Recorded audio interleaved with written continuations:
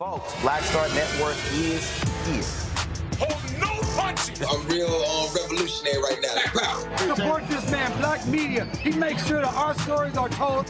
Thank you for being the voice of Black America, Roland. Stay black. I love y'all. All momentum we have now, we have to keep this going. The video looks phenomenal. See, there's a difference between Black Star Network and black-owned media and something like CNN. You can't be black-owned media and be scared. It's time to be smart. Bring your eyeballs home.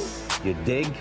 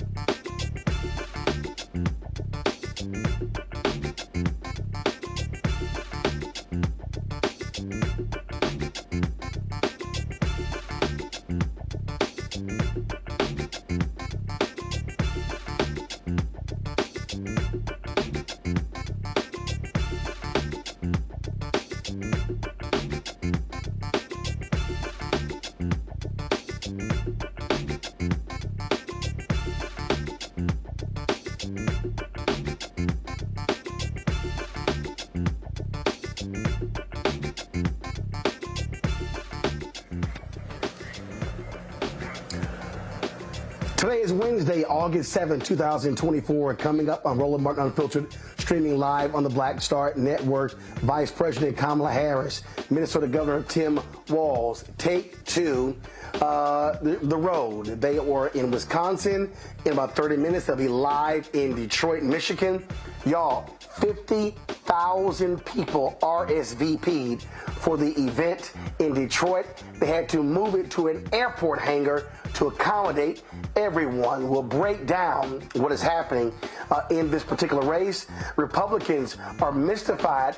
They're attacking Governor Tim Walz for his military service. They also are attacking him. Y'all gonna love this.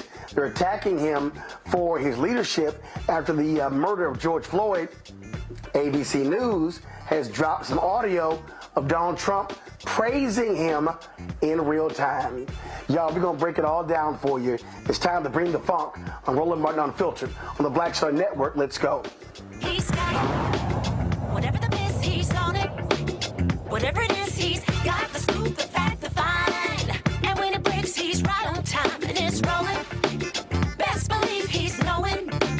Putting it down from sports to news to politics. With entertainment just for kicks, he's rolling. It's on go, roll, y'all. It's Roland Martin, yeah. Rolling with Roland now. He's funk, he's fresh, he's real, the best, you know he's Roland Martin now.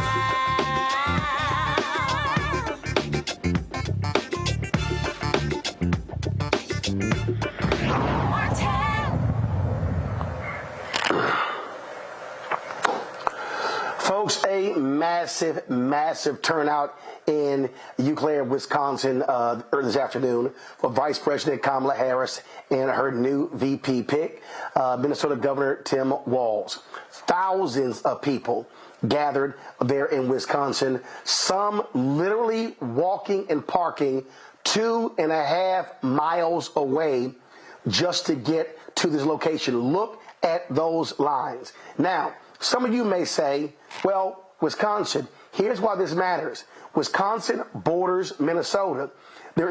So they share some of the same TV market. 400,000 people in Wisconsin often see the news coming from Minnesota. And so you look at this energy, this enthusiasm.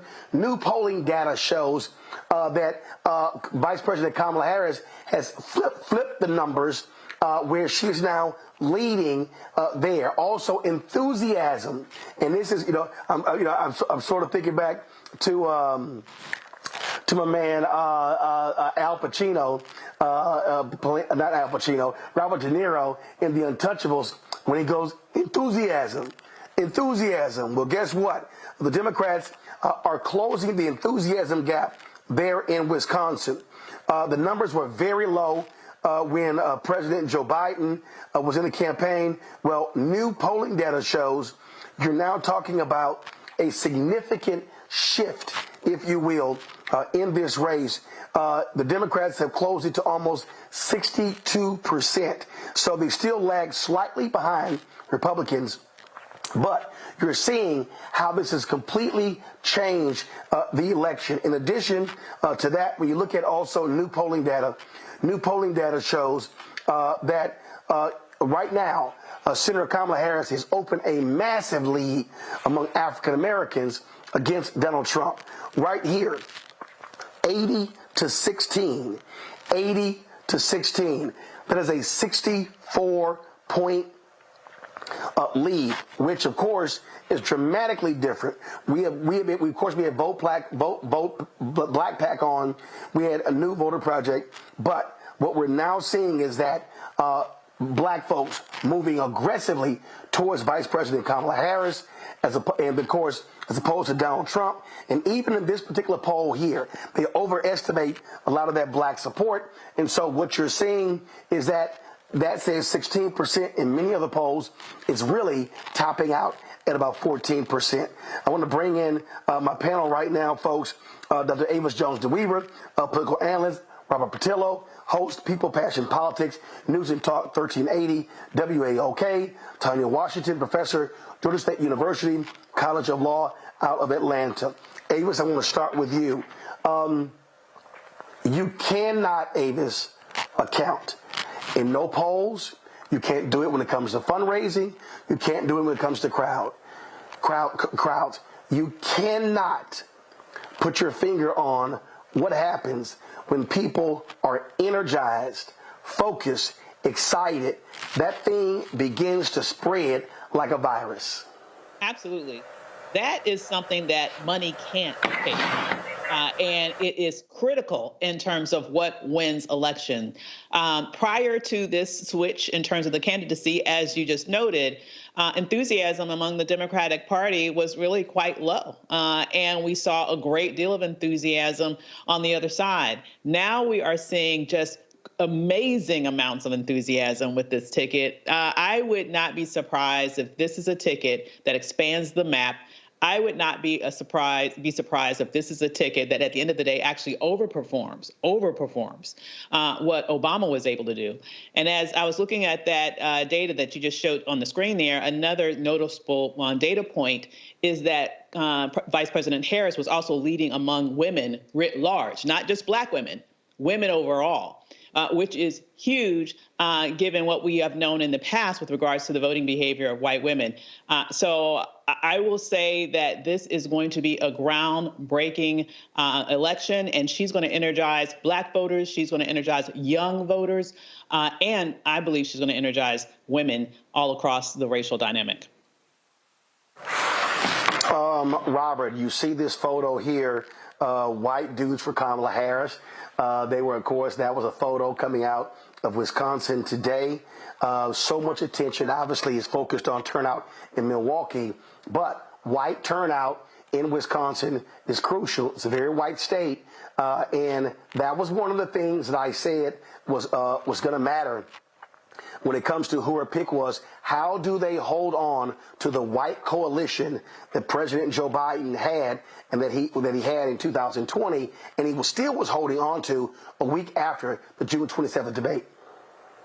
You're absolutely correct. And I think this is why the coalition effort on the Democratic side is so important. Because if you look at the Trump side of the aisle, it really is just Donald Trump and a bunch of vagabonds. You know, you have Hulk Hogan, Amber Rose, Dana White, kind of this cadre of sycophants that are campaigning for Trump. But he can't lean on the traditional Republican base. The Romneys aren't campaigning for Trump. The McCains aren't campaigning for Trump. The Bushes aren't campaigning for Trump.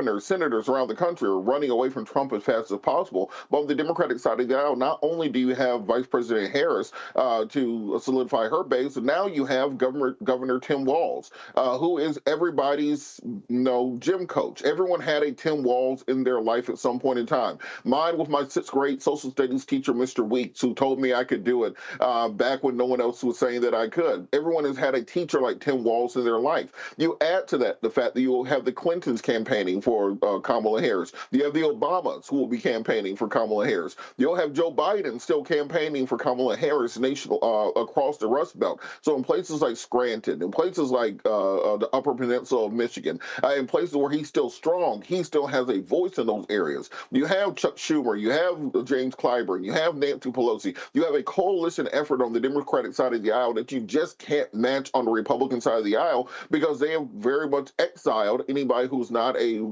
dyed-in-the-wool Trump Republican and called them a rhino. We're now seeing more Republicans nationwide coming out to support Kamala Harris and Tim Walz in their campaign. Gen Z is now motivated, even though Trump did a live stream with a YouTuber, TikToker, kick streamer, whatever it may be. We're seeing that Gen Z is now energized around the Harris Walz ticket, and I think it's going to be something we see over the next several weeks where that intensity builds up, where the cultural zeitgeist moves to this place. We're starting to see that Philly rally yesterday felt like an Obama 2008 rally.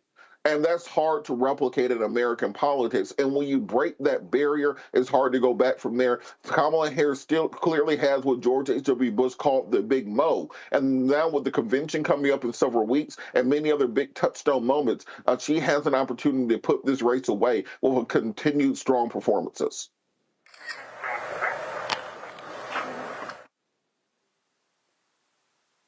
See, Tanya, here's the thing here. What Robert just laid out there, I think is people don't realize. The Koch network, they're not backing Trump. George W. Bush, not backing Trump. And I was talking to a Republican, and there are about 4 or 5 major networks not backing him, which means they're also deprived not only of their money, but their ground game. The Republicans closed a lot of field offices when they took over the RNC. So they are at a disadvantage on the ground. And so because of these rallies and the energy, the volunteers signing up, all of these different things, you are now seeing the result of how energy, how enthusiasm, hope, aspirational views shifts then to energy on the ground, giving, but also donors. And that, to me, also is a game changer, because now in these critical states of the Harris Walz campaign, they're just driving people, knocking on doors, phone banking, doing those things. That's how you win elections, not TV ads, ground game. Absolutely. And I'm glad you mentioned the donors. Since the announcement of her VP pick, they've raised over $20 million. Not only are major kind of would-be surrogates for Donald Trump not stumping for him, he's also coming to places like Georgia. He came to Georgia State last weekend and insulting a very popular governor in Georgia, which means that people who voted for Governor Kemp and voted for Biden are going to be reminded that they can do both. They can support the governor who Trump maligned repeatedly throughout his rant, and they can support the Democratic candidate. Not only do we have white dudes for Tanya, Republicans for Kamala, and that's an important demographic. Well, don't forget, he insulted the governor, but he also insulted the governor's wife, which also pissed off a lot of folks there in Georgia, Robert. Absolutely, and I know people who were at the rally. You know, Shelley was at the rally, who you had on last week, and many other people. And the feeling inside of the auditorium was almost that of a funeral. It wasn't the 2016 exuberant Trump rally. This was very much an old man talking about all his grievances before a crowd in a half-empty stadium. And it's one of those things where when you look at President Trump, he has not evolved at all since 2015, 2016. It's still just him ranting about his grievances, and it very much has that feeling of an old rock and roll group on their farewell tour, as opposed to a vision for the future of America. And even when you see J.D. Vance today on the tarmac at in Wisconsin trying to chase down Kamala Harris to create a media moment, it shows how starved for attention they are on that side of the aisle. It shows you that they are in a place where, well, they haven't had positions, they haven't had policies that the American people connected to, and now they're in a place of trying to catch up with something like 70 days left until early voting starts. And I think that what we're going to see going forward is the consolidation of the Democratic Party and an increasingly desperate Republican Party. Because remember, Donald Trump is not running to win this election. He is running for his very life. If Donald Trump does not win in November, he will die in a jail cell, and he knows that. That the only thing between him and having the rest of his life spent in prison somewhere in the United States of America is winning this election. So we're going to see a more desperate campaign. We're going to see more personal attacks. We're going to see a campaign that understands that this is their last shot, not just to win this election, but to maintain his freedom. And when you're dealing with a candidate like that, you have to have a campaign that is disciplined, that is on message, that is motivating, and that is inspiring Americans. Trump is running on a campaign of fear. The Harris Walz ticket is running on a campaign of hope. And for anybody who had a question about why Tim Walz was selected to be vice president, just look at him in the background while Kamala was speaking. Everyone needs a hype man like that. He is the white Flavor Flav right now. He is out there giving the energy. He's giving old granddad energy that everybody wants and everybody feels and everyone needs. Even though him and Kamala are the same age, he very much appeals to much of middle America. And all you have to say for those black voters who are kind of teetering on the edge with Trump and asking, well, what has this ticket ever done for black people? All you have to say is he is the governor that brought justice for the family of George Floyd. That if it was not for him appointing Keith Ellison to lead that prosecution, those cops probably would have went free. Just play the speech of him speaking at George Floyd's funeral. Play the speech of him calling the CNN reporters who were wrongfully racially profiled. That is the antidote. So not only does he play well in middle America and with white American and white American men, he plays amazingly in black America. Someone told me he's the one white man that has a platinum ticket to the cookout because of what he did to secure justice for the family of George Floyd, and that's going to play dividends going forward. So here's what is very interesting here when you look at, and this is why I say, Avis, when I know your campaign is desperate. So this was today because J.D. Vance was in Wisconsin as well, and he decided to show his behind by holding a news conference on the tarmac, and then he decided to walk over to Vice President Harris's plane, Air Force Two. So you see this little goofy fool right there in the middle.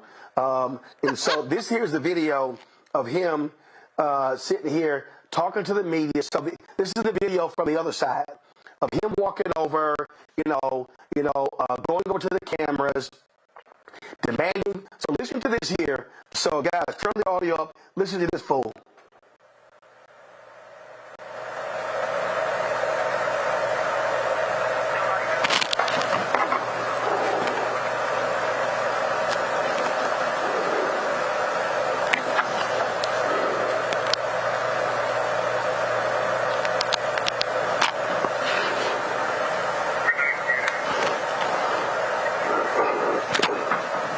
Folks, so I'm going to sit here and try to pull another try to see what's going on with the audio here.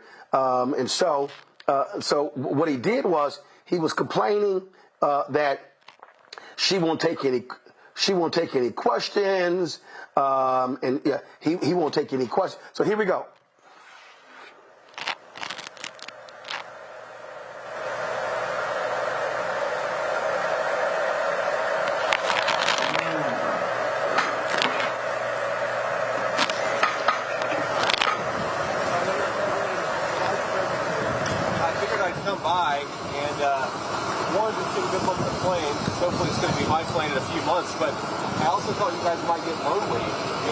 President doesn't answer questions from reporters and hasn't for 17 days. Have they given you guys an explanation for why she won't take questions from reporters? No? Nobody? Okay, great. Well, I hope that she changes her mind because it'd be good for the American people, and I think it'd be good for you all if she actually ran a real campaign instead of one from her basement with a teleprompter. So have a good one, guys. See ya. What would you like to hear from her? I'd love her to answer your questions. I'd love her to just answer what she wants to do and also explain why every single position she has changed. She pretends to be a prosecutor, yet she pretends to be a tough-on-crime prosecutor, and yet here she is wanting to defund the police. She's the border guard, yet she's opened up the American southern border. This is a person who has to answer the questions from the media, and it's disgraceful that she works for you guys. It's also insulting to the American people. But anyway, we're going to go do our event. I appreciate you guys being here. I wish she paid you some more attention. See ya.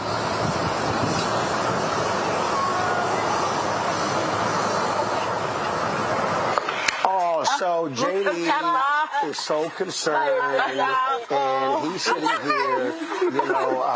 I wish y'all. Well, I wish could pay you more attention. This is when you're desperate, Avis. This is when nothing you've done can stick. And now you're begging the media. She won't do interviews with y'all. Weird.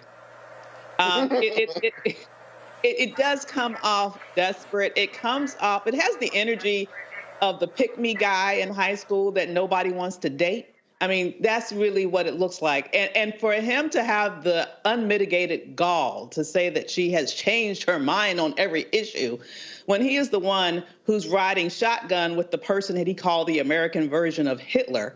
He's the one that's changed his name not once, not twice, but 3 times. That's pretty rich.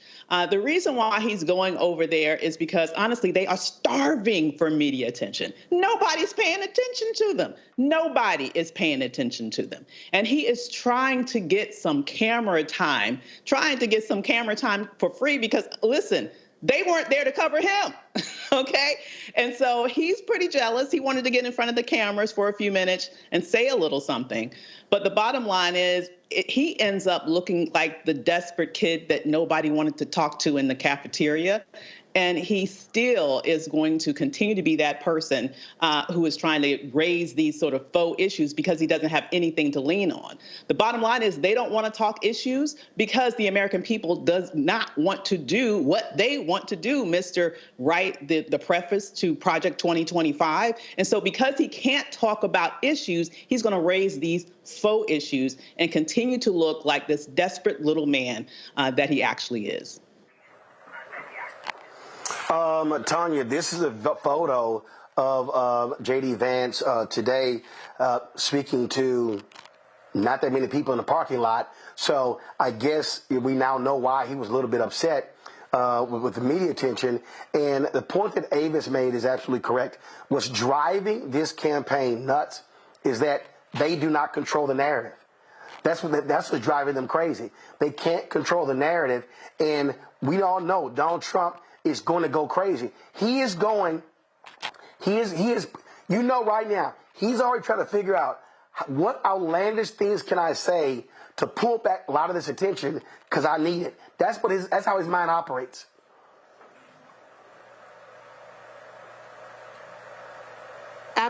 Tanya, you're on mute. I hope that it there you go.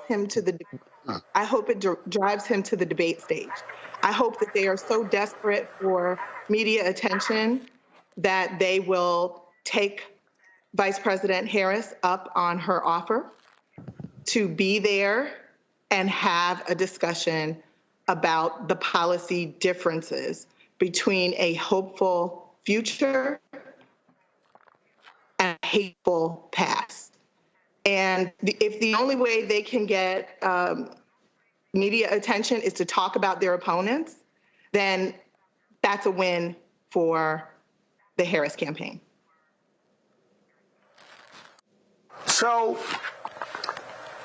I need everybody listening to really understand what I'm about to tell you. And that is, if we're talking about media, now, I'm in media, I've been a journalist, I've been in media since I was 14 years old. But Robert, I dare say, and you see how the Republicans are saying, oh, she do no interviews, and you see some journalists out there, oh, she should be doing big interviews, she should be doing sit-down interviews, or things along those lines. Robert, it makes sense that she not do it right now. Mm-hmm. Here's why. If I'm Vice President Kamala Harris, look, come Sunday, it's been 3 weeks since Joe Biden announced he's not running. They have been running a flawless campaign. You are focused on building your infrastructure. You're focused on raising additional money. You're focused on getting your VP out there. So if I'm her, I can do interviews later.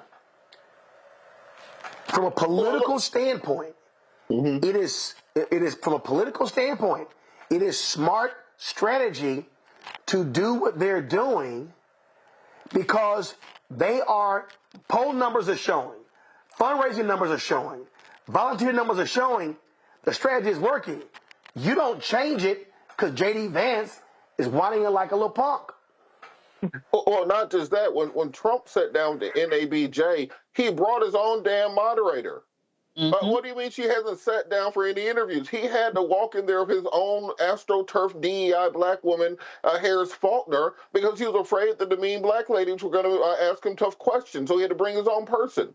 They had a debate scheduled for September 10th on ABC because he was afraid to answer questions from George Stephanopoulos. He invented his own debate on September 4th on Fox News with Fox News moderators. And I don't want to hear a damn thing about who's scared to sit down for interviews until Donald Trump comes here to the Black Star Network on a Wednesday and sits down with Roland for an hour, and the panel will sit there and ask him questions. If he does that, then by all means, Vice President Harris should go do some more sit-down interviews. But until that happens, and as long as you were saying, I want to handpick the media that interviews me, I don't want to hear a damn thing about it. And look, Vice President Harris right now, as you said, is running a flawless campaign with Gen Z. You talk former President Trump sit down with a streamer to do an interview on Kick because he thought that would get him some Gen Z votes. But right now, what is Gen Z saying on social media? Kamala Harris is brat, the word of the summer. And what are they saying about Donald Trump and particularly J.D.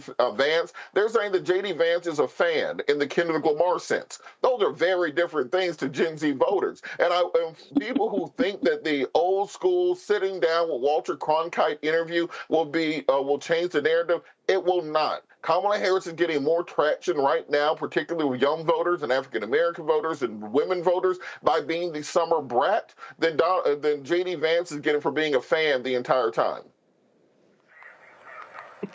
Folks, this is a live shot right here. This is a live shot of Vice President Kamala Harris arriving at the airport in Detroit. As I said, guys, pull the audio up, please. As I said, they had 50,000 RSVPs. They had to move this event to an airport hangar at the airport. What does that tell you about the excitement and the energy for this campaign? This is crazy, Avis. 50,000 RSVPs. That is history. We are watching history right now. And what's incredible about this is that this is just the beginning.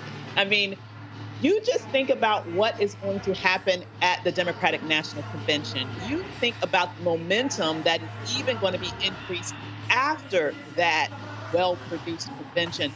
We are just starting. You guys were just mentioning Gen Z. I am the mom of the Gen Z. My youngest son is in that. And he told me the other day something that he has never said. He said, this is the type of candidate that I have been waiting my entire life. And the reason why he said that was not just because Vice President Harris is, it's the type of campaign that she's running. He's excited to see that for once, Democrats have a spine. He's excited to see that for once, Democrats are fighting back. Democrats have, in his mind, got crazy about go low, I go high. And that has gotten him and his generation excited, and I believe millions of others excited all across this nation. You know, Tanya, I've covered lots of concerts. I've covered lots of entertainers. And them getting off that plane, walking up to this rally, reminded me of seeing entertainers when they come on a scene and the crowds absolutely go crazy. She and Walz are getting rock star energy.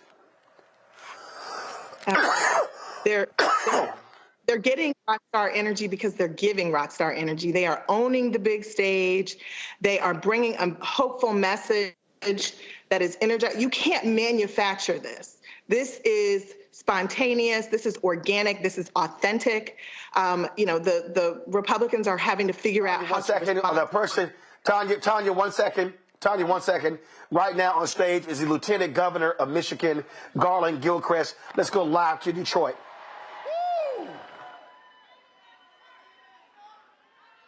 Y'all ever seen somebody get off a plane like that before? That's because we got a history maker in Kamala Harris, don't we? We are so proud to have her back here in the state of Michigan, and we're going to chant for her like we never chanted before. Show me what democracy looks like.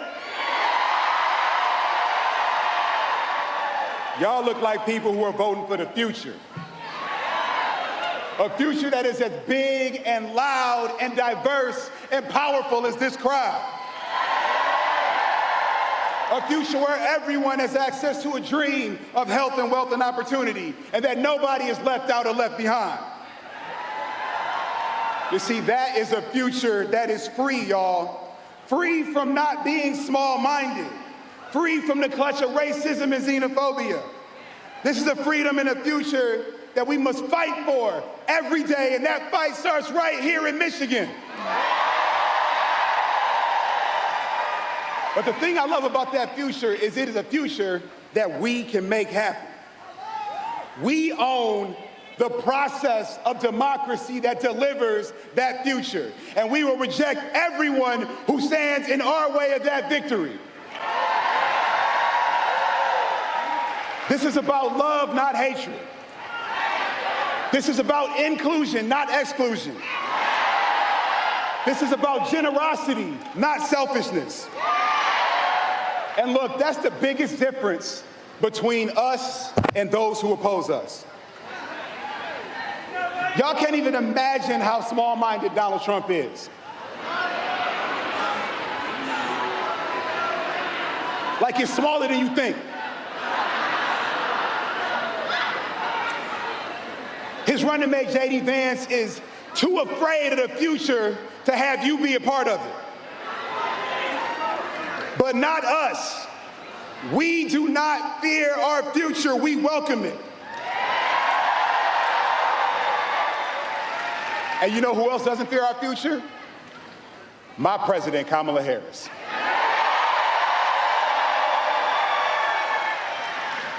Our vice president has spent more time in Michigan than any vice president in the last 40 years because she believes in us.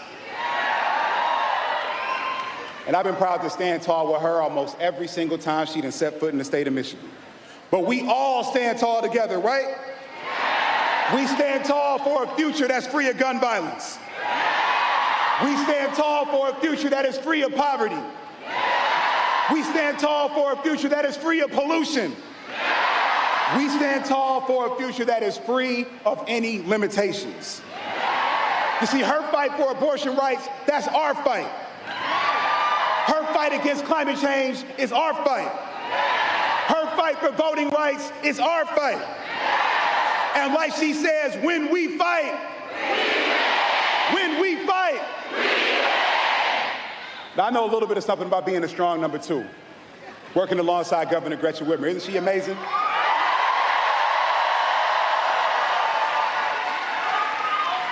The best governor in America, ain't that right?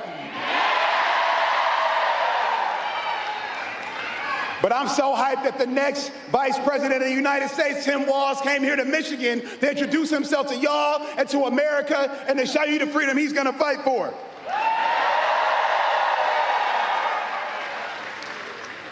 We have the chance of a lifetime right here and right now. The question is not whether this is our moment. The question is whether we will step up to meet this moment. And there is one thing that I know in my heart, that we will meet this moment. For the men who are hungry for a prosperous future, we will meet this moment. For the women hoping for equal rights and equitable opportunity, we will meet this moment. For the young Michiganders who will invent the future when we invest in their right now, we will meet this moment. And for every American ready to walk forward, we will win this moment. So let's win Michigan for our families, for our seniors, for our union brothers and sisters, for our teachers. Let's win Michigan for Kamala Harris and Tim Walz, and let's win Michigan for the United States of America. God bless you. Let's go win.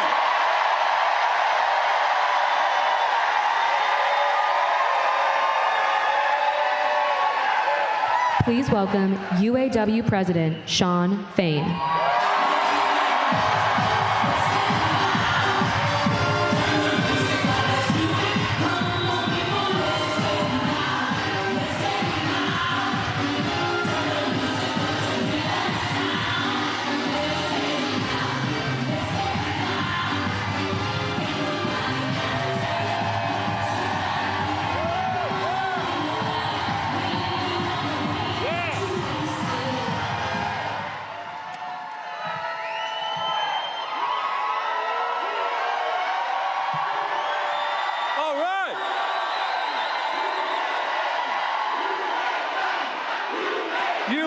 is in the house.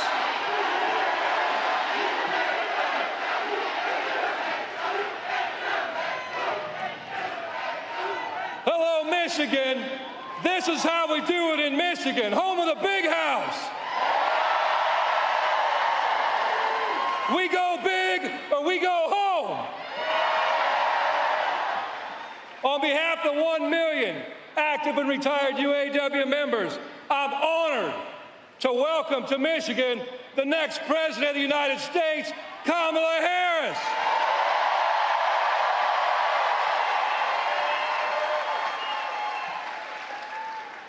You know, as President of the UAW, I have the honor of fighting for economic and social justice for our members, for the entire working class. From the bargaining table to the ballot box. What we bargain for can be taken away tomorrow in the halls of Congress. To me, this election's real simple. It's about one question. It's a question we made famous in the labor movement. Which side are you on? And this is a simple question in this election, because on one side, you got a billionaire that serves himself and his billionaire buddies.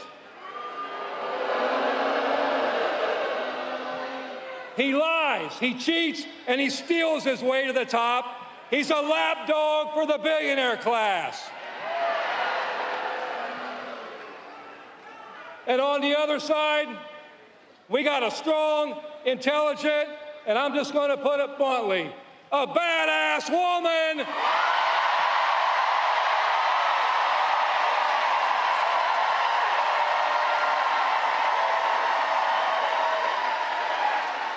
And I got to finish that sentence. A badass woman who stood on the picket line with striking workers. A leader who opposed free trade deals that have devastated the working class in this country, devastated our communities. A leader who takes on corporate greed and wins. Kamala Harris is a champion for the working class, and like all great leaders, Kamala Harris knows it's not all about her. It's about the people. It's about the quality of people she surrounds herself with. And you know, yesterday, Kamala Harris showed great leadership when she chose Tim Walz as her running mate.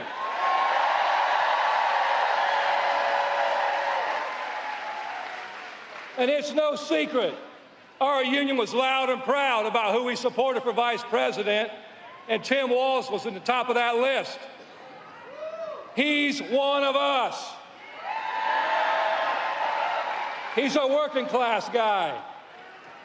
He knows working class values.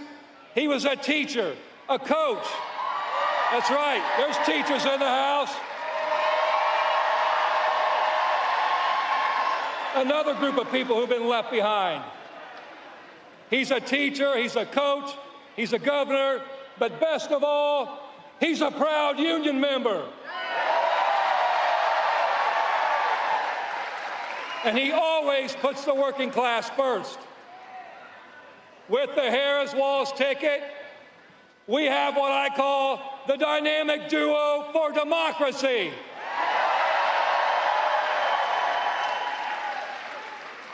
Meanwhile, on the other side, we know who we're dealing with. Donald Trump is a scab.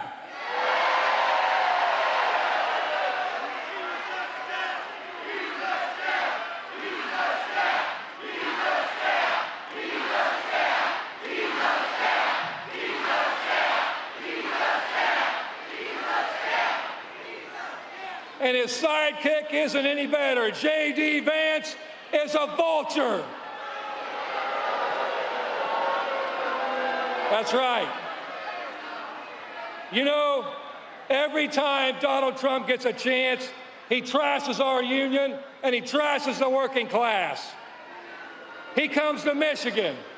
He talks about he's going to bring back the auto industry. Let me tell you something. Donald Trump doesn't know shit about the auto industry.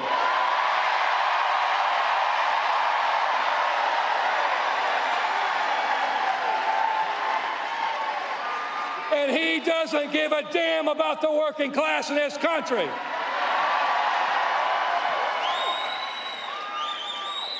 And we got proof of that. You know, once upon a time, he was president of this country. And while he was president, auto plants were fleeing the country. In fact, while he was president, Ford's Romeo engine plant closed. GM's Baltimore transmission plant closed. GM's assembly plant in Lordstown, Ohio closed. In fact, in the UAW, we love using facts. And facts are indisputable. Not alternative facts that Donald Trump uses, or what we all call lies. We use facts. And the fact is this: Donald Trump did nothing to help auto workers when he was president. In 2019, GM workers went on strike for 40 days. Donald Trump was president. These workers went on strike to try to save plants that were slated to close, to try to fight for a future. Donald Trump said nothing, and Donald Trump did nothing to help auto workers.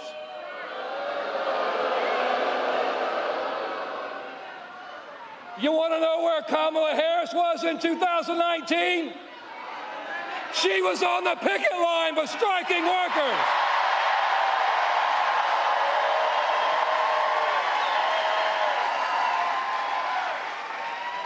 Kamala Harris stands shoulder to shoulder with working class people, not for a picture, not for publicity, but because it's the right thing to do. When Kamala Harris, as vice president, she's worked with us and helped us bring jobs back to Lordstown, Ohio, where workers were left behind. Vice President Harris took action so workers who were forced to leave Lordstown, Ohio under Donald Trump are now returning home.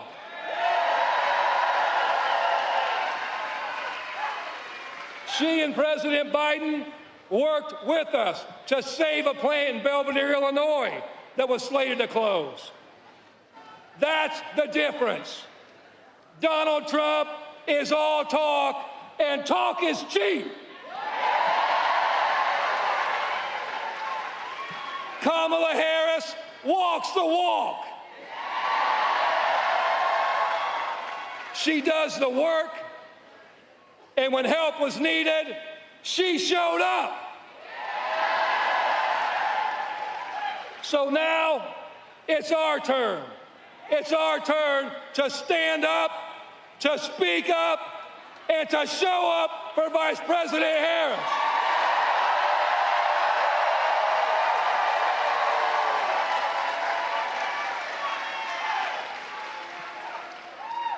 You know, for months, Donald Trump's went around trashing our state, trashing our industry, and trashing the American auto worker, saying he was against electric vehicles. And then something happened. We saw a transformation in Trump. Now, don't get me wrong, it wasn't a good transformation. And don't worry, Donald Trump's always going to be a scab. But we saw Elon Musk announce that he's going to give Donald Trump $45 million a month.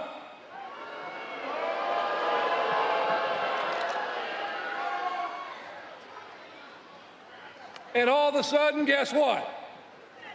Donald Trump changed his tune. And let me quote what he said. I'm for electric cars. I have to be because, you know, Elon Musk endorsed me very strongly, so I have no choice. End of quote. Donald, you got it. Donald Trump is bought and paid for by the billionaire class. Trump is a sellout, and as president, he already showed us that under him, America is for sale to the highest bidder. He's the epitome of what's wrong with America. When three families in America have as much wealth as the bottom 50% of Americans, we have a crisis on our hands. Millions of Americans are working 7 days a week, 12 hours a day, working 2 and 3 jobs, living paycheck to paycheck, just to scrape to get by. That's right. This election is a choice. It's a choice between the working class having a shot at a better future or going backwards as millions of people get left behind.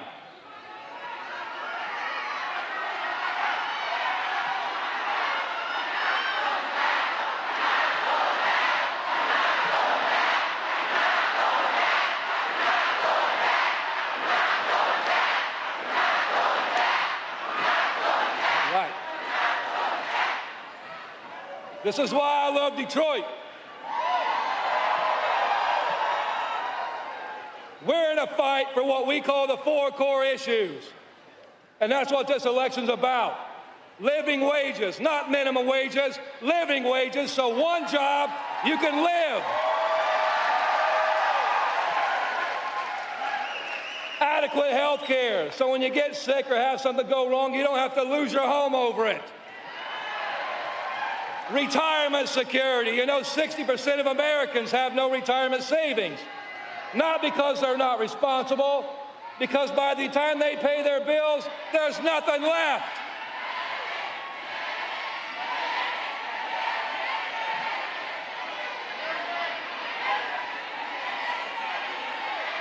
Okay, we need a medic over here. You got it? Okay, you got it. Thank you. That's what we do. We stand up for each other. We look out for each other. We got each other's back. You know, and the 4th thing we stand for, it's about getting our time back and taking our lives back. So we don't spend our lives working 12 hours a day. We can actually spend time with our families. So let's be clear. This is a fight against corporate. All right, folks, we're going to continue to cover this rally. I believe Michigan Governor Gretchen Whitmer is going to be speaking, and, of course, Vice President Kamala Harris, Minnesota Governor Tim Walz. Keep up the dual box, please, because I want to monitor the rally. I want to go back to my panel here. The thing that I think is important here, we talked about this here before we went to the break, 50,000 people who RSVP. When you talk about that level of energy, and my God, Robert, was that a rock star entrance? Them coming up. You heard the Lieutenant Governor reference that entrance. I actually sent him a text, and so I'm going to pull the video when they were stepping off the plane. But man, you know, again, here's the thing that's important, and I need people who are watching and listening to understand. Michael Deaver was the guru for Ronald Reagan. He understood staging. He understood visuals. He was one of the first ones to use big billboards and backdrops. That type of entrance. Now, I know somebody thinking, Robert, man, ain't no big deal. But no, I'm trying to tell you, you use everything at your disposal. It's called Air Force Two because the vice president is on it. But the reality is, anybody watching thinks it's Air Force One. You maximize all of the accoutrements of the office, and she is presenting herself right now as if she's the president. And I will give President Joe Biden credit. He's letting her do it. Mm-hmm. You're absolutely correct. And also, people have to remember that Kamala Harris has a big joker in her pocket that she can play at any moment.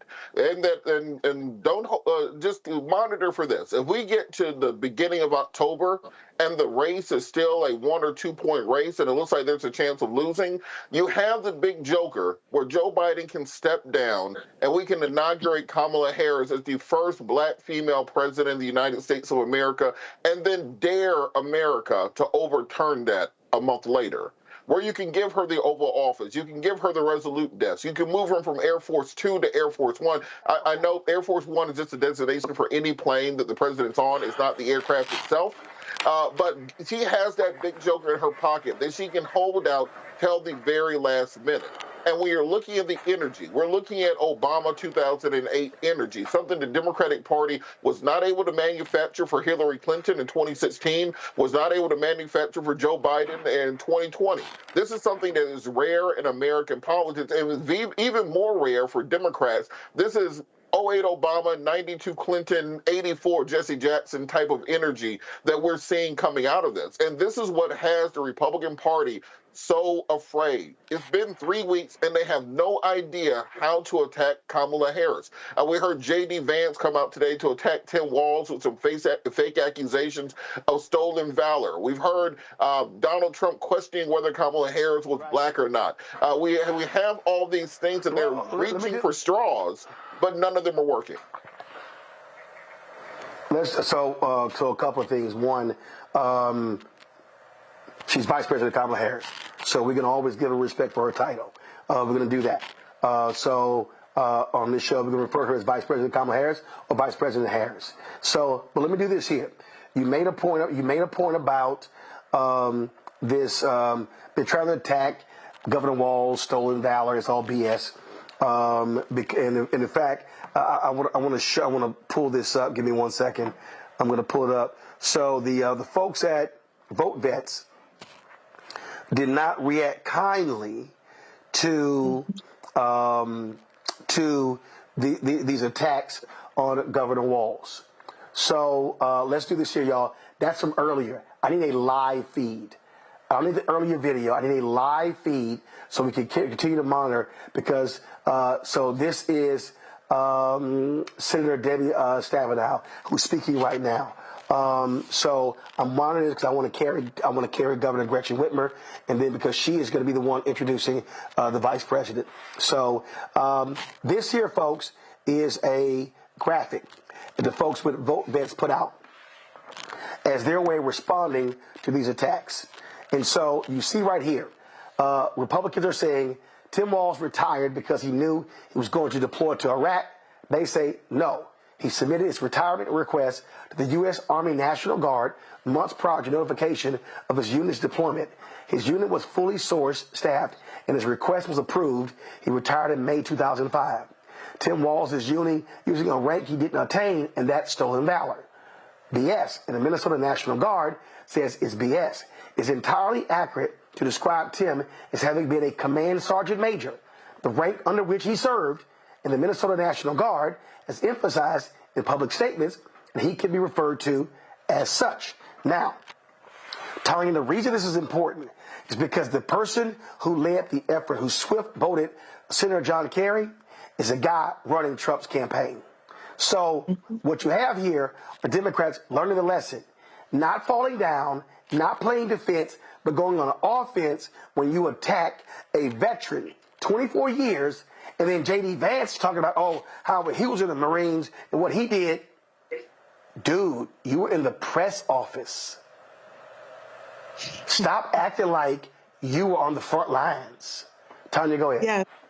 And former President Trump had bone spurs and used that as a justification for not serving his country. And so instead of focusing on the policy issues and the record of the people who are running, they are, using an old playbook, right, and resorting to personal attacks. That's to be expected. And I love that the Democrats are calling bullshit. So one of the other issues, Avis, is that they are attacking Governor Walz on his handling of the protests in the aftermath of the murder of George Floyd. Well, ABC News has obtained this audio that, let's just say, it's going to be a little problem for them in trying to do that when Donald Trump said all of this. I know Governor Walz is on the vote, and with the way he handled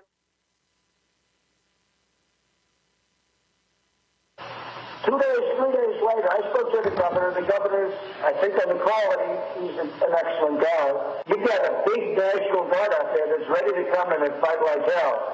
I tell you, the best, what they did in Minneapolis was incredible. They went in and dominated. And it happened immediately. Tim is on the phone now, Tim Walz. Again, I was very happy with the last couple of days, Tim. You called up big numbers, and the big numbers knocked them out so fast it was like bowling pins. Our city is grieving and in pain. And I would just say, as far as the potential, the peaceful protesters who are expressing an outrage that is real. They witnessed 8 minutes of a man dying in front of them. At that point in time, I did something unprecedented. I mobilized the entire Minnesota National Guard, and that's what the president was alluding to with the size of the force was capable. But I think, again, Mr. President, you asked on explaining this, I would just say it's going to be very difficult. There are bad actors in this, but there is such a legitimate anger. Our real dilemma here is the transition back is to the catalyst that sparked this across the country, and that was what happened with the Minneapolis Police Department. So what we did, a lot of this, what you saw yesterday, was engaging civic leaders and the peaceful protests. And I would just close with, I think the guidance is you've got to get a handle on it with that force. That is absolutely correct. And then the transition in the next phase is trying to get those spaces for the peaceful protest. And I'm happy to do things that we have to look at of how do we get reforms. But, Tim, it showed the incredible difference between your great state yesterday and the day before compared to the first few days, which was just absolutely. Never seen it. Absolutely. A police force and take it over.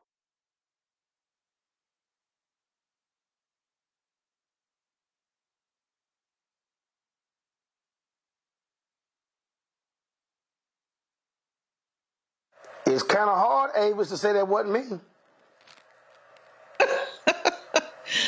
Oh, my God. Well, yes, once again, it's showing that, surprise, surprise, the Trump campaign is lying. But what's also very interesting to me in hearing that bit of history now is hearing Governor Walz's responses in real time.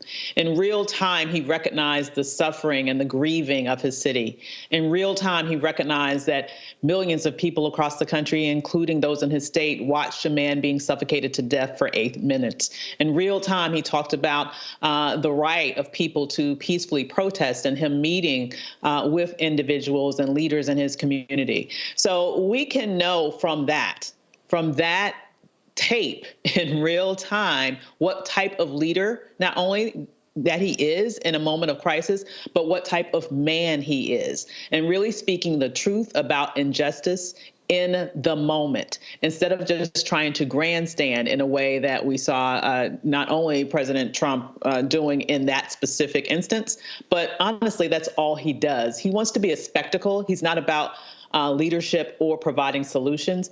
And that's just another reason why you have the right man on the ticket with the right woman at the top of the ticket at the right time in order to change this nation right now. I'm just getting a kick out of what's going on here, Robert. They're flailing. And so what's happening is they're trying everything at once. And it's DEI, she's a DEI hire. She knows what the hell she's doing. And they're attacking him. I mean, they literally don't know what the hell to do. Well, Roland, my favorite thing of the day is on this attack on stolen valor, because, I come from a military family, grew up in Columbus, Georgia, right there at Fort Benning. About 105-ish years ago, or about 115 years ago now, there was a guy from Germany named Friedrich Drumpf. D-R-U-M-P-F, who was avoiding military service in the German military. And so he came to America and changed his name to Frederick Trump.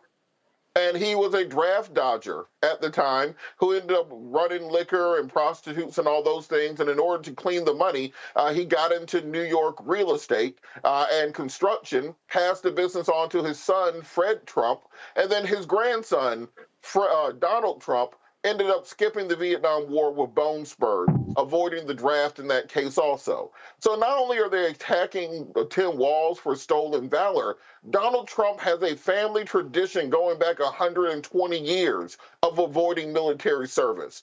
Don Jr., Eric, and Ivanka all had the opportunity to serve in the Iraq War, like many people our age did.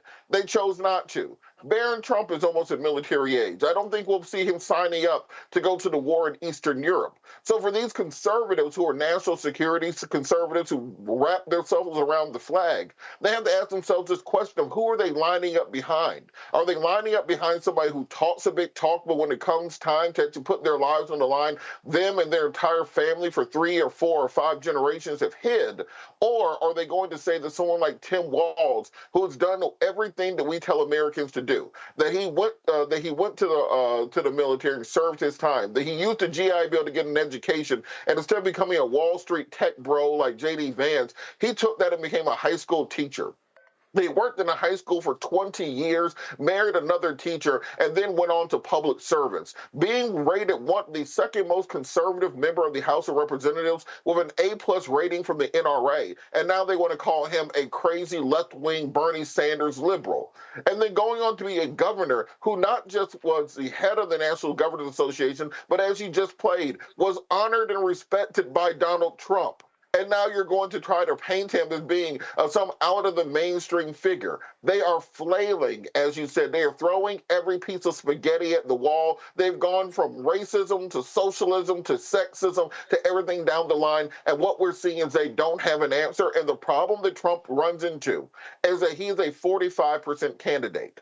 He will never get more than 45% of the American people to support him. He has that 45% locked in, but there are no new votes for him to go get. He's not going to get young voters. He's not going to get female voters. He's not going to get Latino voters. He's not going to get African-American voters. And as Lindsey Graham once said, they're not making enough old white men fast enough to keep his candidacy afloat. So we're seeing a desperate campaign taking desperate measures as they see the walls closing around them, because in reality, there's no place for them to go. So, Tanya, some people should be quiet, Tanya. I'm going to go to my iPad right now. Check this out. So Senator Tom Cotton, he decided to weigh in on J.D. Vance questioning Tim Walz's military service. So that, and then he said, just like he let Minneapolis burn rather than confront the BLM rioters. Well, we already know from Donald Trump's video that that kind of screws that up. But check this out.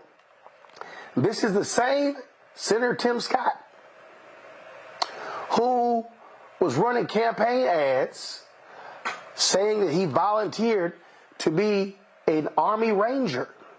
This is from military.com. He got busted because that was a lie. So, Senator Tom Cotton of Arkansas, you might be one of the last people to open your damn mouth about anybody's military service when your ass lied about being an Army Ranger. I mean, to your point, Roland, people who live in glass houses should put down their stones. It is the problem that these Republicans are having is the record that calls the question on the truth of what they're asserting. And so they say one thing, they try to characterize the vice president, they try to characterize her running mate, but the record reveals that they expressed respect for Vice President Walz, and they can't change the record. They can't change the history. And they can't change the truth. No, they can't. Folks, let's go live to Detroit. Michigan Governor Gretchen Whitmer. All right, hello, Michigan.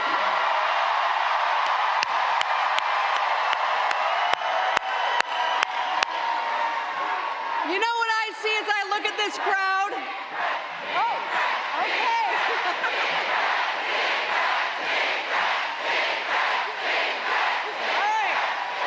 All right, you know what I see as I look at this crowd? Happy warriors for Harris and Walz, right? Now guess what? I woke up in big Gretch mode this morning. Because I am fired up to elect Kamala Harris our president. And I am excited about our next Vice President, Tim Walz. Now, I don't know if you all saw, but in Atlanta, they really showed up for the Vice President last week. So you know what we got to do, right? We got to be better. We got to be louder. We got to show them how we do things in Motown, right? So, Michigan, are we fired up? Are we ready to win this thing? Now, I want to spend a moment to talk about what we're fighting for, and I want to remind us all what we are up against. In this election, we have two very different candidates. One is a prosecutor, the other is a convicted felon.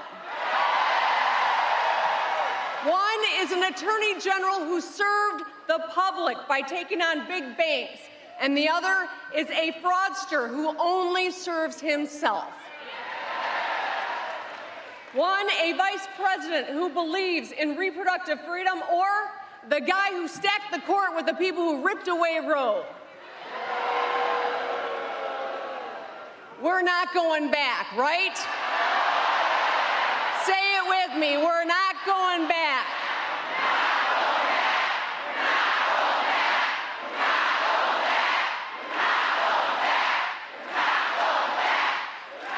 Kamala Harris wants to move us forward and the other guy wants to take us back, but guess what? We're not going back. Kamala Harris solves problems, and the other guy is a problem. We're not going back. Kamala Harris fights for our freedoms, and the other guy wants to take them away, but we're not going back. You all are doing a great job. I love you. Kamala Harris's vision for our future is all about freedom. Can you all say, hell yeah? The freedom, not just to survive, but the freedom to get ahead. Hell yeah. The freedom to breathe clean air and drink clean water. Hell yeah. The freedom to be who you are and love who you love. Hell yeah. The freedom to be safe from gun violence in your school, in your house of worship, or in your community. Hell yeah. And the freedom to make your own damn decisions about your own damn body. Hell yeah!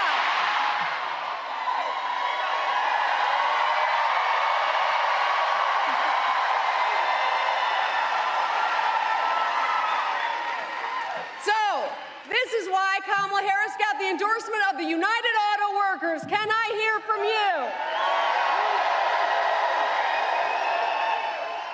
Because we know that Kamala Harris is going to fight for the middle class. As president, she's going to focus on getting things done that make a real difference in our lives right now. She understands what the average person is going through because, guess what? She lived a normal life. She was raised by a single mom who had a full-time job.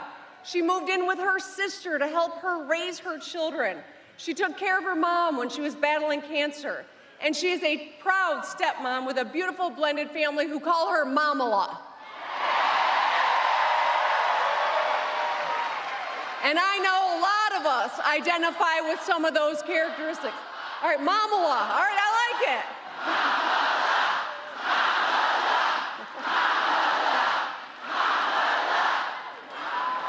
And so I want to say a few words about my good friend Tim Walz, too. Now, yes, he's a fellow Great Lakes governor, a good Midwesterner, but Tim and I get along because we both lead according to a three-part strategy. Get shit done.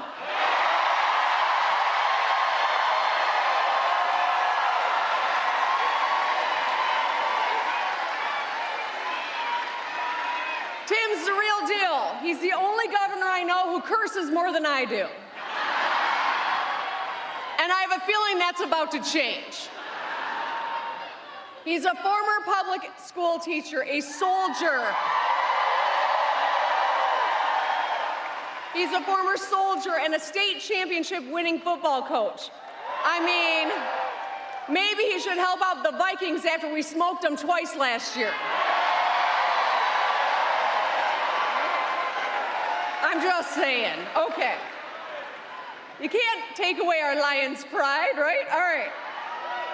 But here's the thing. He's been an incredibly successful governor. Like Vice President Harris, Tim worked across the aisle to build consensus. He passed the largest infrastructure bill in Minnesota. He cut taxes for working families, delivered school meals for every child, protected public safety, grew Minnesota's economy, and so much more. Now, if a lot of that sounds familiar, it's because Tim and I have been trying to outdo one another on all these fronts for the last couple of years.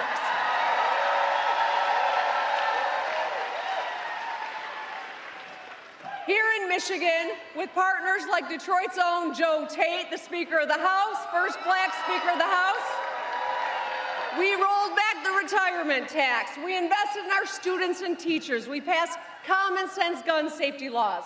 We protected abortion rights, LGBTQ rights, and workers' rights.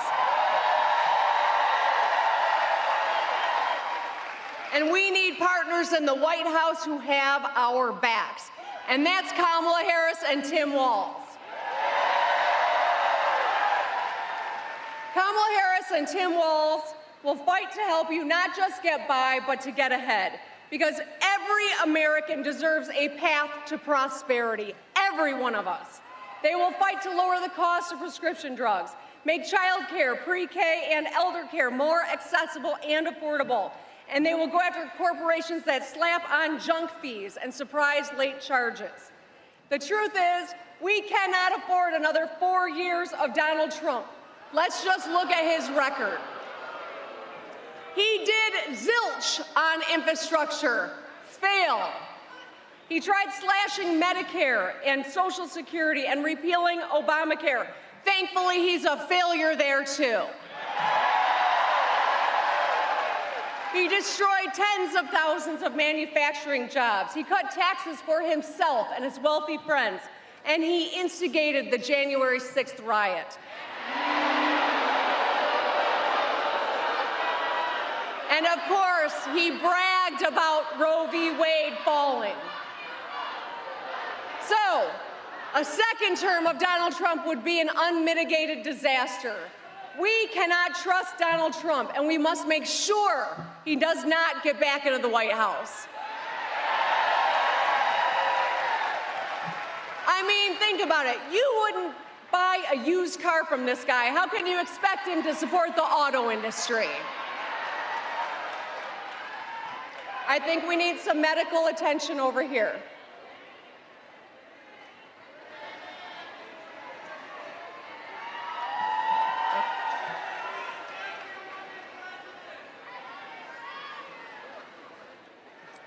I can see someone coming. Let's give the individual a little space, please. Okay, okay. Thank you. Thank you. Thank you for looking out for one another, everyone. That's what Michiganders do. So you can't trust Donald Trump.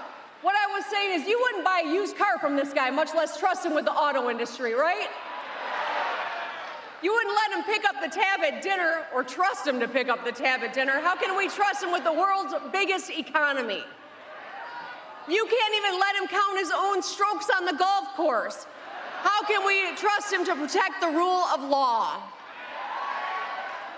So there is a lot at stake in this election, my friends. We can send Donald Trump packing again, and Michigan is going to do it.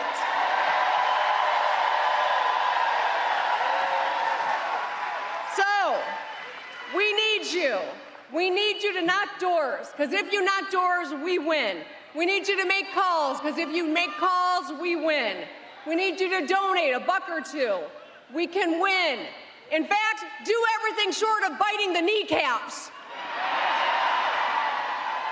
For the national press, that's a Detroit Lions thing. Anyway, when we, Michigan, elect Kamala Harris and Tim Walz, we can wake up on November 6th, the day after the election, and say for the first time, Madam President.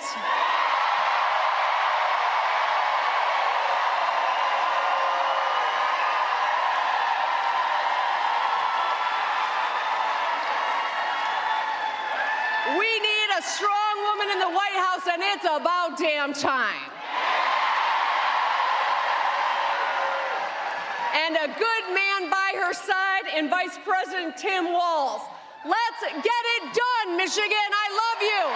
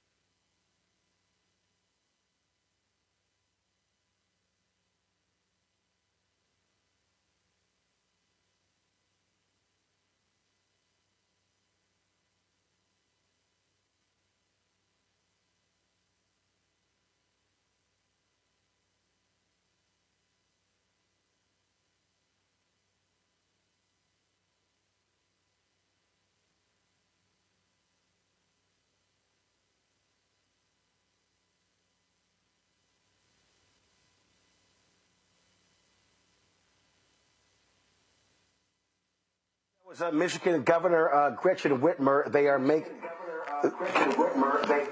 making the transition. So we always see that, you know, when the vice president's coming out, they always put the vice presidential seal on the podium there. So it's only there when she's getting ready to speak, as opposed to the other speakers. And so we were told the vice president will be coming out speaking around 7:15. Obviously, it's gone a little long. It's 7:27, and so that's what's going on right now. Let me quickly go to my panel before we actually bring them out.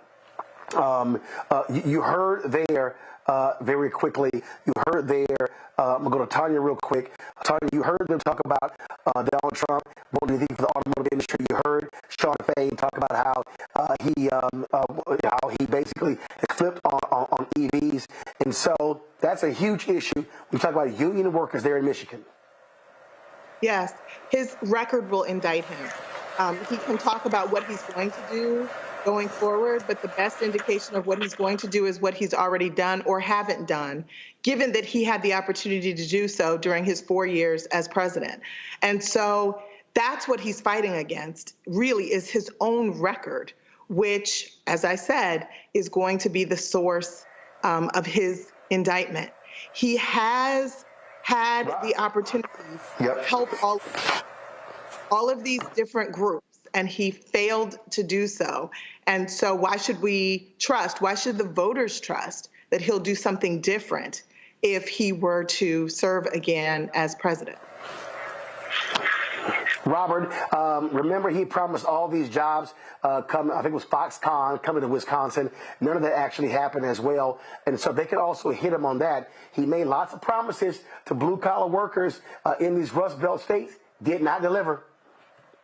Absolutely, and I think now they have the ticket necessary in order to do exactly that. And as I said earlier, they also have the coalition that Donald Trump doesn't have. Donald Trump went to Georgia and trashed the very popular Republican Governor Brian Kemp, trashed the very popular Secretary of State, trashed pretty much any Republican that wasn't a dyed-in-the-wool MAGA. You're not going to see those people hit the campaign trail for him when he's not there. It's a one-man show.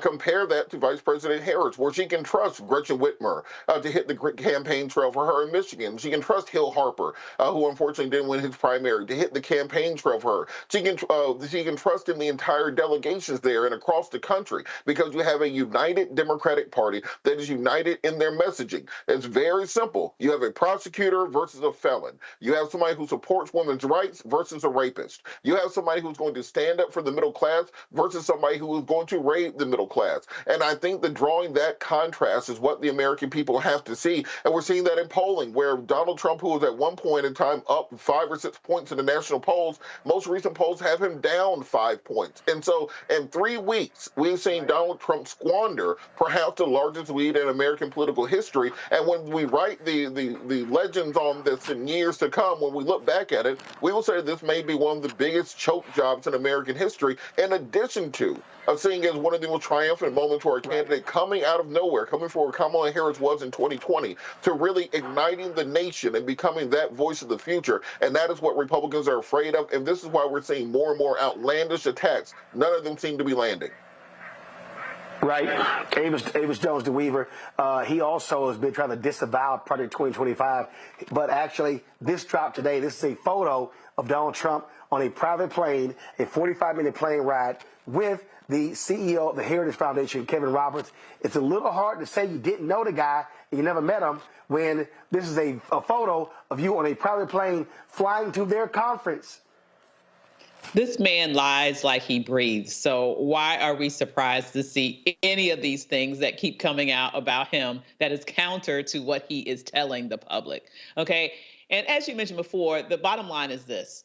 He is running not to get in the White House. He is running to stay out of jail. So he will say anything. He will do anything. He will not pull any punches that he thinks that he can use for his benefit, including stacking up people who he believes will try to pull a switcheroony on us after the election. I mean, I'm not putting anything past this man. And so the importance of this election is huge because it's about being not only winning, but winning by such a margin, winning by such a huge statement that it will be impossible for them to finagle their way into the White House by cheating. And the beautiful thing is that we are seeing in Kamala Harris, the vice president of this United States, the type of candidate that has energized the Democratic Party in a direction that we have not seen, honestly, as you mentioned here, in well over 10 years. And so this is a woman who was made for this moment. This is a moment that was made for her. And this is the candidate that is going to literally save democracy that is at stake if we were to once again go back to that tyrant in the White House. Folks, we are awaiting for Vice President Kamala Harris to speak in Michigan. University of Detroit Jesuit High School.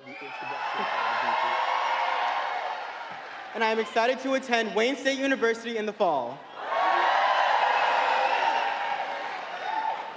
I am so excited and so honored to be here today to support Vice President Kamala Harris and Governor Tim Walz, who I'll be casting my vote for in my first ever presidential election this November. Medic, we need a medic. We need a medic over there.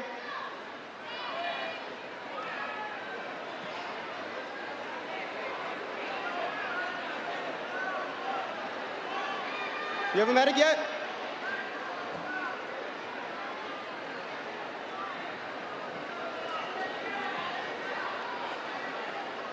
As a young black man in America, I don't often see people who look like me in positions of power. And now, finally being 18 years old and participating in this monumental event for the first time ever as a first-time voter is incredibly meaningful to me.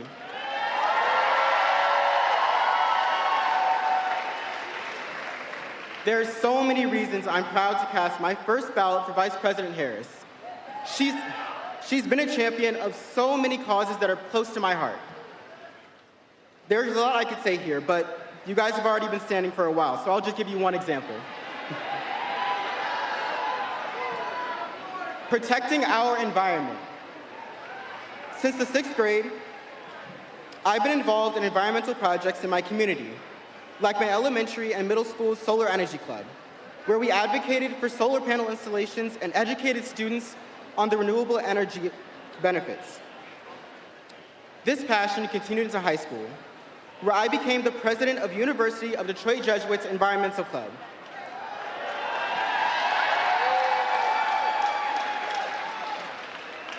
We built a mental health garden that benefits students and also acts as a safe haven for wildlife. Unlike Donald Trump, Vice President Kamala Harris has been a champion for environmental justice, including casting the tie-breaking vote to pass the Inflation Reduction Act, the largest bill to fight climate change in our nation's history.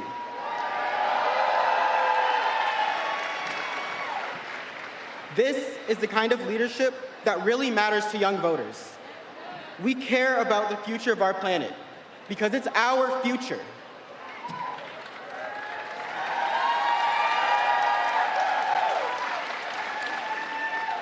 And Vice President Harris and Governor Walz actually know how to connect with young people.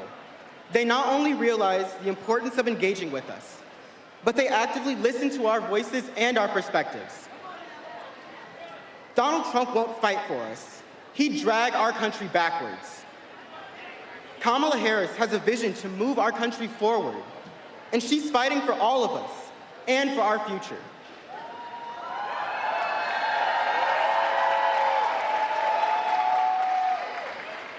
Me speaking to you all today as an 18-year-old Black, first-time voter from Detroit,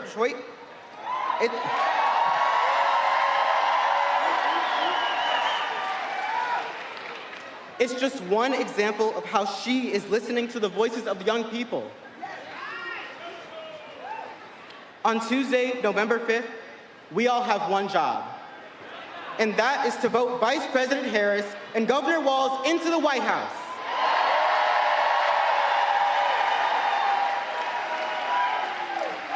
And now, please join me in giving a warm Detroit welcome to our next Vice President, Tim Walz.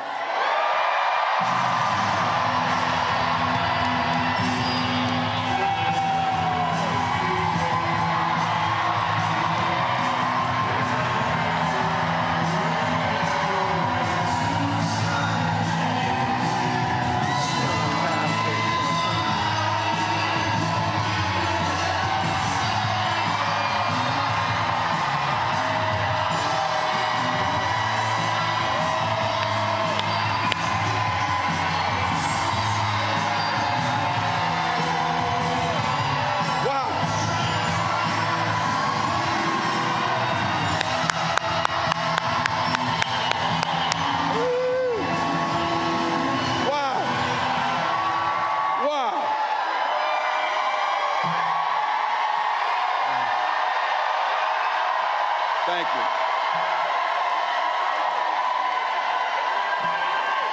A big thank you to Adam. I think we can all agree our future's pretty bright. Thank you, Adam. And hello, Michigan. We Minnesotans, you probably know this, we're a stoic people of few words. But holy hell, can you throw a party here in Michigan? Wow. I want to take a moment to acknowledge a few friends, folks that I've gotten to know, and let's be very clear. This is someone who I consider my dearest friend, and someone who taught all the other governors how to fix the damn roads, Governor Whitmer.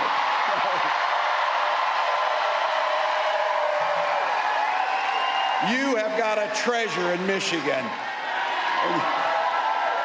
And I'll tell you what, we share a lot between us in the upper Midwest. We share. Oh, we need some water. We have somebody down. We need some water. Medic. We need a medic right here. You got somebody here? Got him? All right, we got a medic on the way. Thank you for caring for your neighbors. Thank you for showing what Michigan does. Look, we share a lot of things. That's one of them. We're neighbors and we're not weird, that's for sure. But I got to tell you, something else we share is a care for the incredible natural resources. We in the upper Midwest, in our states, we care for 20% of the world's fresh water in those Great Lakes.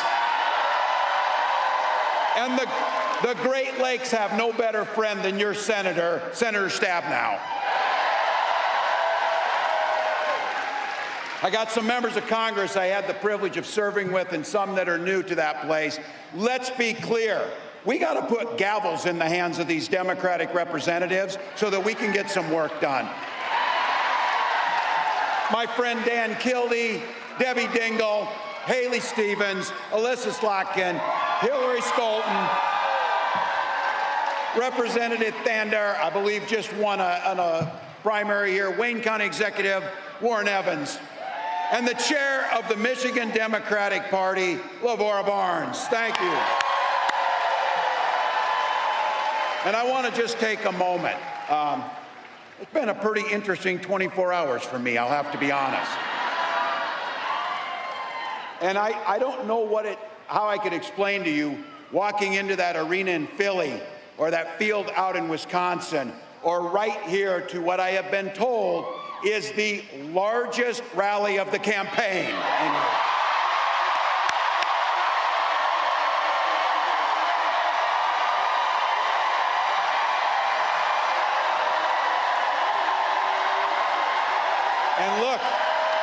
And look, this is a place full of working folks, students, folks who care. And I think about this. You came out here early, found a place to park, stood in the sun, sat here and wait, and you did it. You did it for one simple and eloquent and beautiful reason. You love this country. You love this country.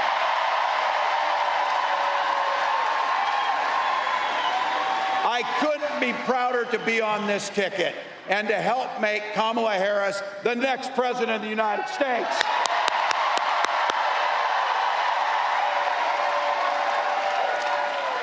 Every day of her life, Vice President Harris fights for the American people. She's taken on predators, fraudsters, and transnational gangs. You heard it. She stood up to powerful corporate interests, and she has never hesitated to reach across the aisle, try and find some common solutions. And she has done it, and this is what we know. All the things that make me mad about those other guys and all the things they do wrong, the one thing that I will not forgive them for is they try to steal the joy from this country. They try and steal the joy. But you know what? You know what? Our next president brings the joy. She emanates the joy.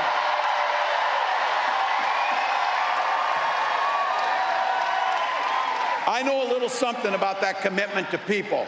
I was born in a small town of 400 people in Nebraska, and community was the way of life. My mom and dad taught me you show generosity to your neighbors and you work for a common good amongst them. At 17, I joined the Army National Guard.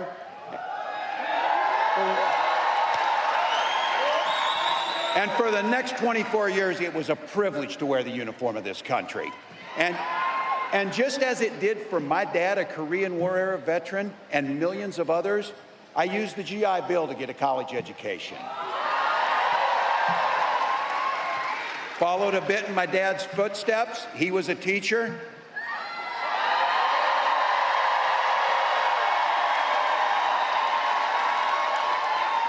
My brothers and sisters were teachers. And they married teachers. I had the privilege of teaching high school social studies.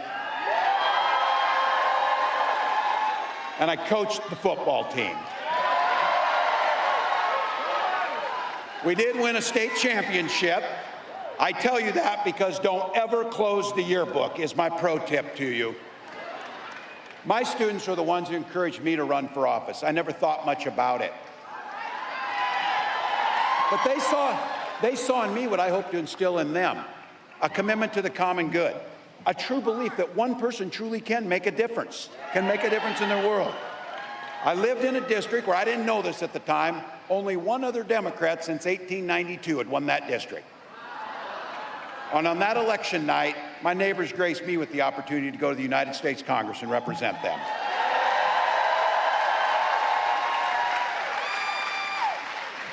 I learned how to compromise without compromising my values. I learned how to work across the aisle to get good things done for people. And now as governor of Minnesota, I bring those experiences together so we can tackle some of those hard problems, inequities, climate change, all of the things that we care about. Now,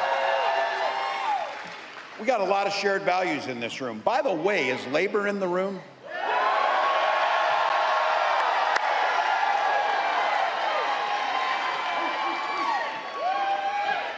This might be my chance to use it. Yeah.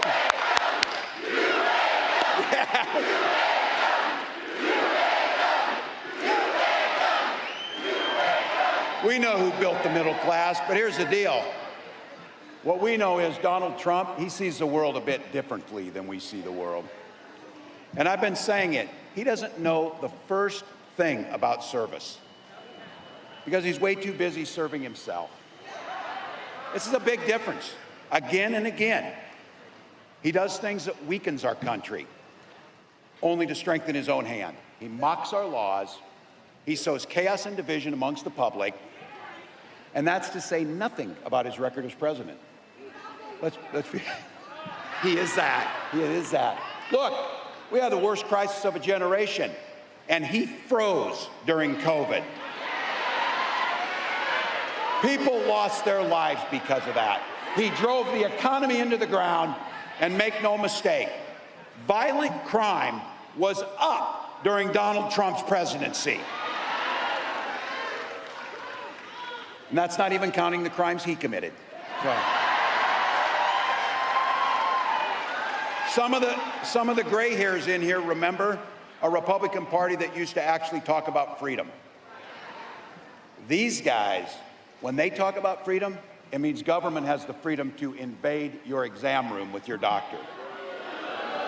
Now, I know, look, we got a lot of commonalities. And I'll say this, as an NFC North guys, Vikings fans are proud of the Lions. I will say that. I will say that. But in Minnesota, we respect our neighbors' personal choices. We may not agree with them or make them from ourselves, but I've been saying this, you all know it. Our golden rule is mind your own damn business. Just mind your own business. It's amazing what minding your own damn business does to make things work better. Don't like a book, don't read it.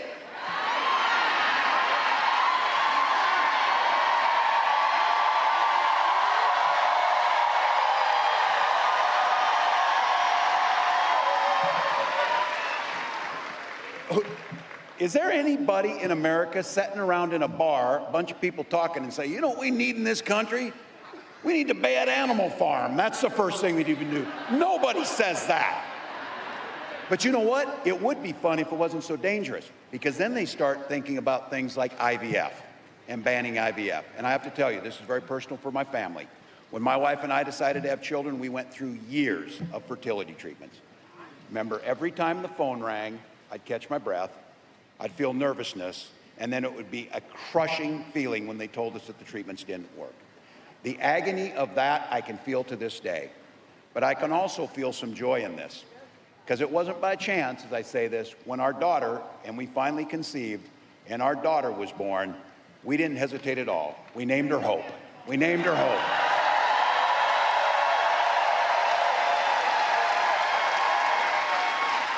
But I do have to tell you something about hope. My wife always tells me this. It's not a damn plan. We can't hope we beat this guy. We can't hope that things get better. We go out and work our butts off to make sure it happens.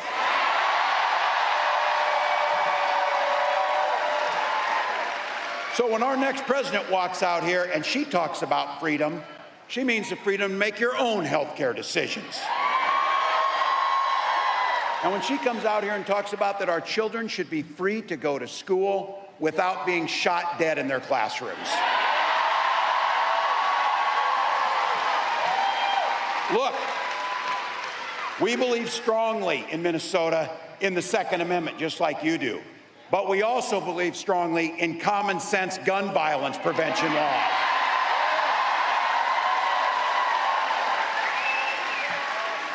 Freedom's when education's a ticket to the middle class, not crushing student loan debt. And it's a place where we know freedom means we settle our political differences not through violence, but with our votes.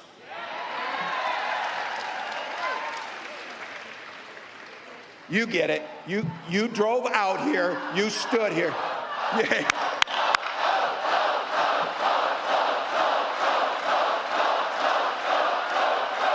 Please. Look, and let's all decide right now on this, whatever. We know it's going to be a hard race. We know it's going to be close. But let's don't be so close that these guys have anything to say. Let's don't be so close that there's anything. Let's just win the damn thing by a broader margin. Simple proposition.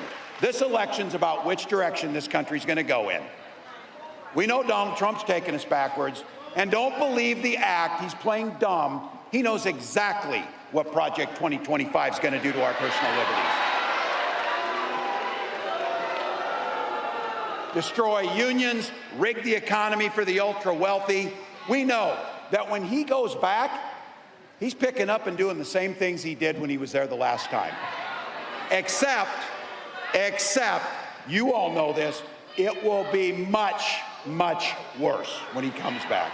Raising costs for all of you, repealing the Affordable Care Act. He doesn't care. Gutting Social Security, and be very clear. They can say whatever they want. They are banning abortion across this country, no questions asked. No questions asked.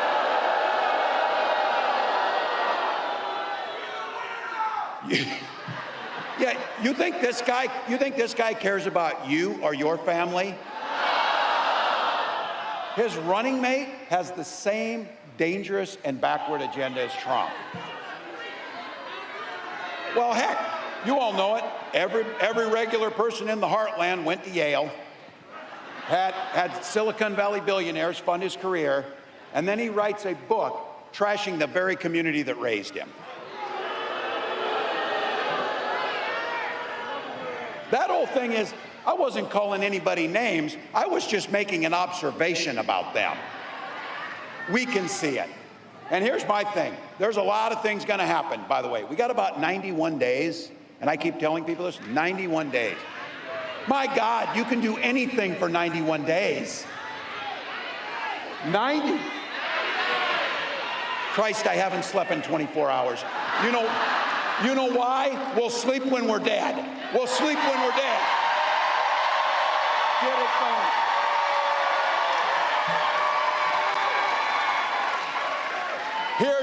Here's my brass ring I'm looking for. I can't wait to debate this guy. I cannot wait to talk about what they think.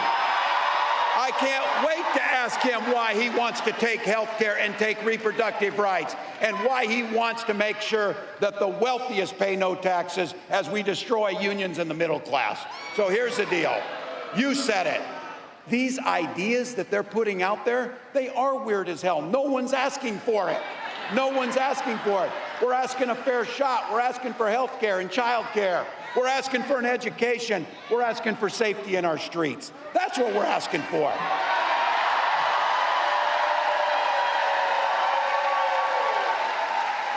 And we're going to get it because that's what this campaign's about. It's about moving forward. Look, you know that Kamala Harris believes that you should be making the own choices in your life. She believes that every person should have an opportunity to enter the middle class. She believes in something so beautiful and simple with joy. She believes in the promise of this great nation.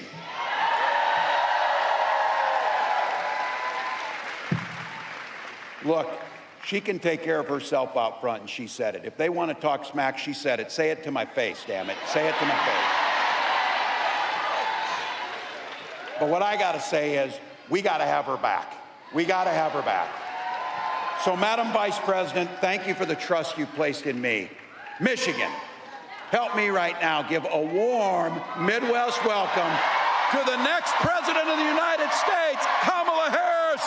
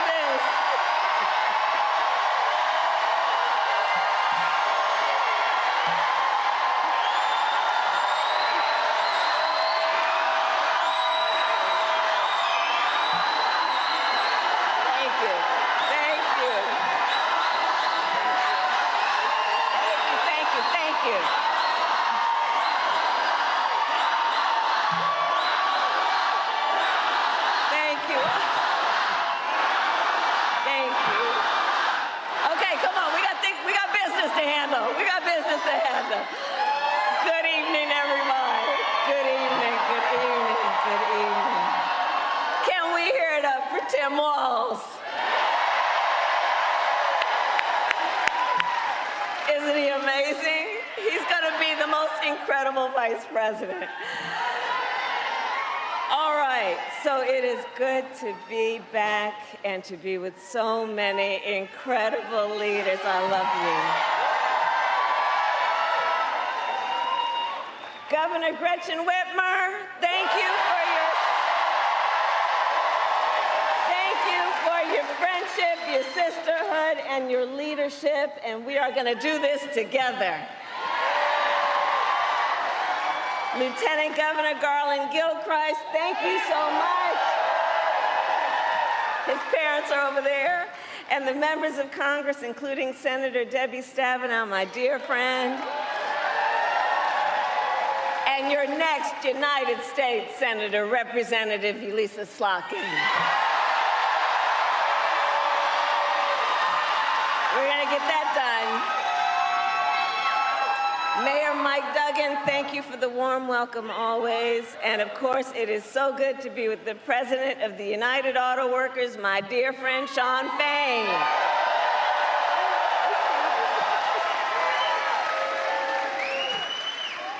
And last week, it was my honor, it feels like last year. Last week, it was my great honor to accept the endorsement of the United Auto Workers.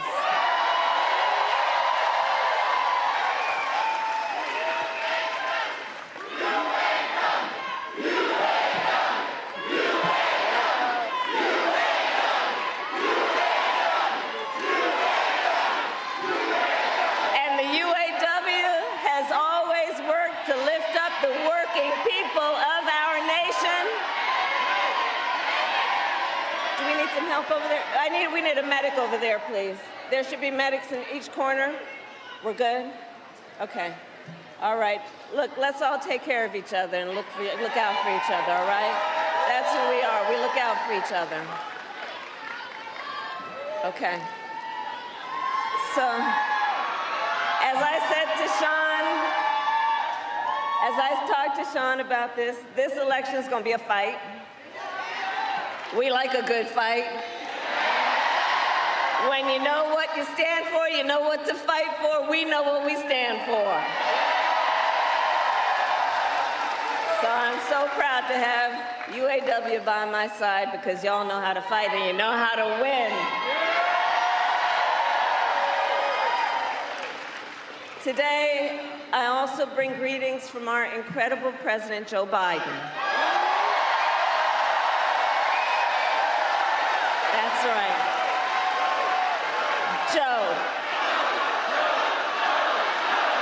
That's right.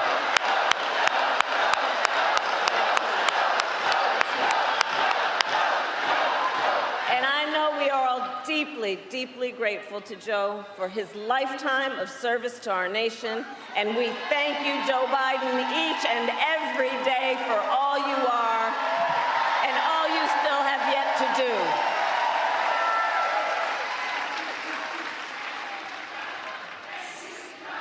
Thank you, Joe. Thank you, Joe. Thank you, Joe. Thank you, Joe. Thank you, Joe. Thank you, Joe.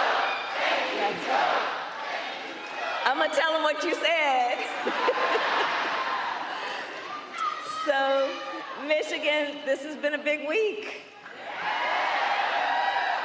On Monday, I officially became the Democratic nominee for President of the United States.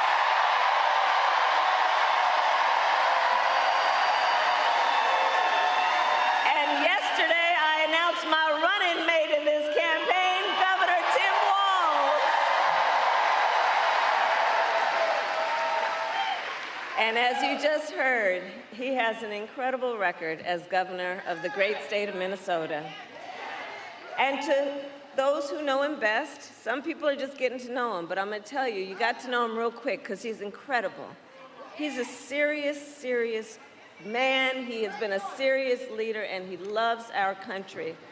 And you know, I've talked to some of the people who know him best, like his wife, Gwen. And to Gwen, Tim Walz's husband. To his kids, Hope and Gus, he is dad. To his fellow veterans, he is Sergeant Major Walz. To the people of southern Minnesota for 12 years, he was a congressman. To his former high school students, he is Mr. Walz. And to his former high school football players, he was Coach. And in 90 days, the nation will know Coach Walz by the title Vice President of the United States. That's right. So it is so good to be back in Michigan. And listen, I am clear, the path to the White House runs right through this state. And with your help, we will win in November. We will win. And I know we are all clear about what we are up against.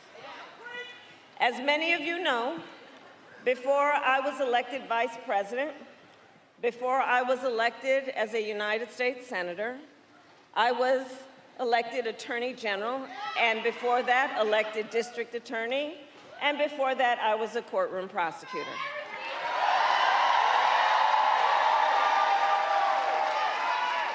In those roles, I took on perpetrators of all kinds. Predators who abused women, fraudsters who ripped off consumers, scammers who broke the rules for personal gain. So hear me, Detroit, when I say, I know Donald Trump's type. I've been dealing with them my whole career. For example, as Attorney General of California, I took on one of the country's largest for-profit colleges that scammed students. Well, Donald Trump ran a for-profit college that scammed students. You remember that? As a prosecutor, I specialize in cases of sexual abuse. Well, Donald Trump was found liable for committing sexual abuse. As Attorney General, I held the big Wall Street banks accountable for fraud. Well, Donald Trump was just found guilty of fraud. 34 counts, to be exact.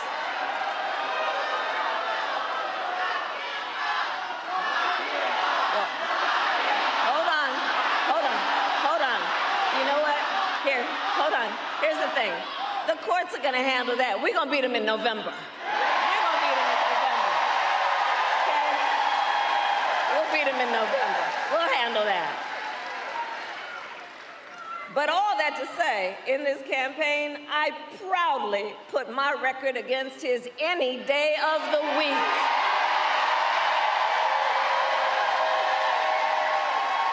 Any day of the week. But make no mistake, our campaign, this campaign, is not just about us versus Donald Trump. It's bigger than that. It is about two very different visions for the future of our nation.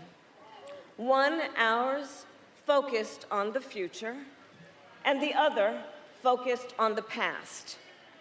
And Michigan, we here fight for the future. We fight for the future. We fight for a future where every worker has the freedom to join a union,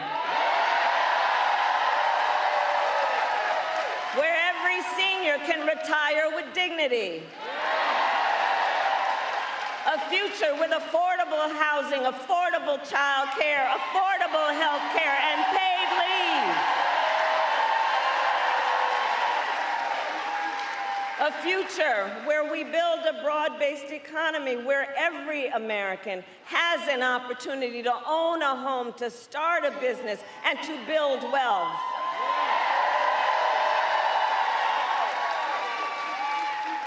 And understand, in this fight, we are joyful warriors.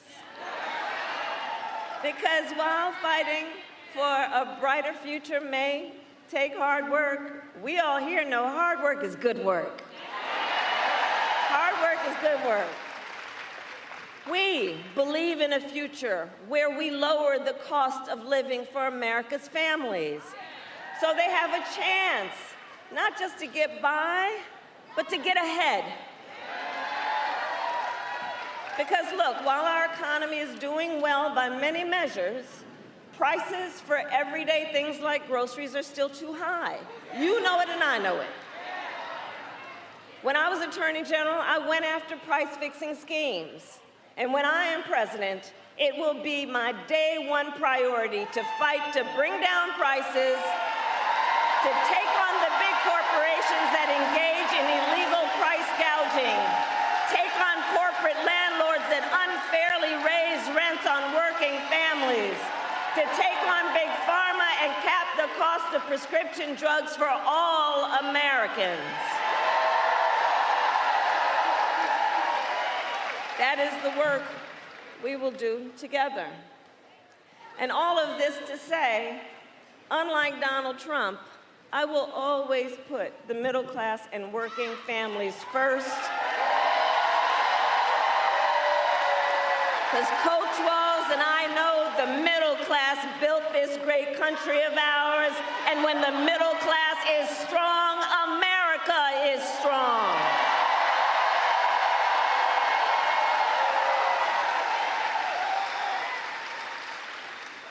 And look, as we move our nation forward, Donald Trump intends to take our nation backward. Just look at his Project 2025 agenda. Project 2025.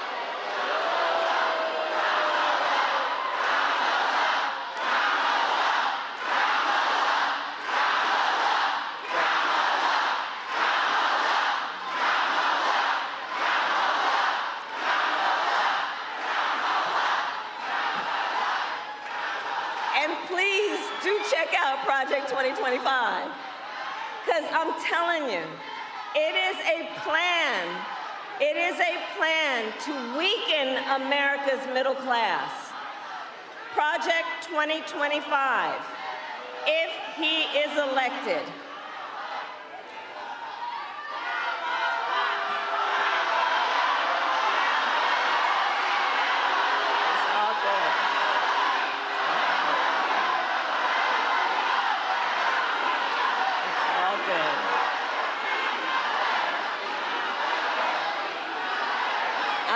because we believe in democracy. Everyone's voice matters, but I am speaking now. I am speaking now.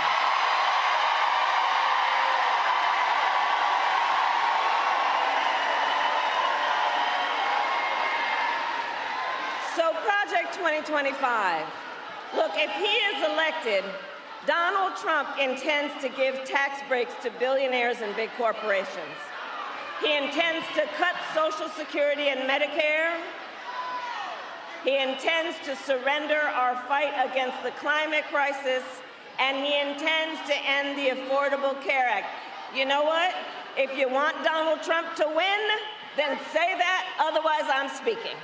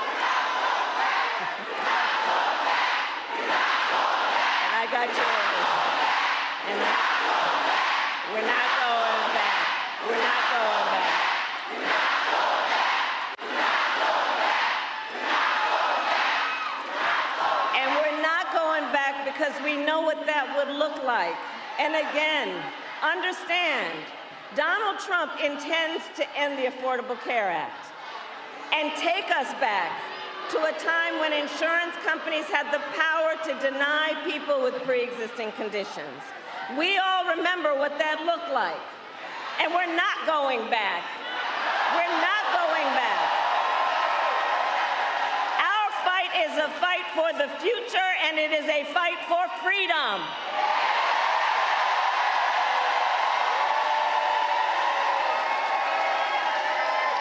Across our nation, we are witnessing a full-on attack on hard-fought, hard-won fundamental freedoms and rights, and we will not stand for it.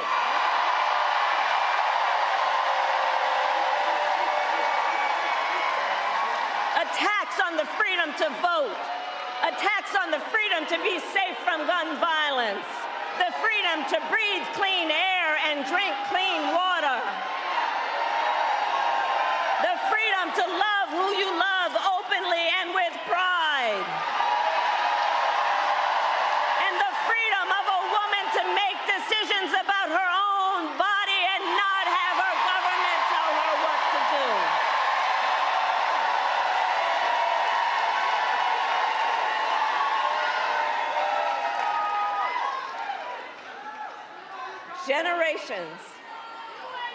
Generations of Americans before us led the fight for freedom.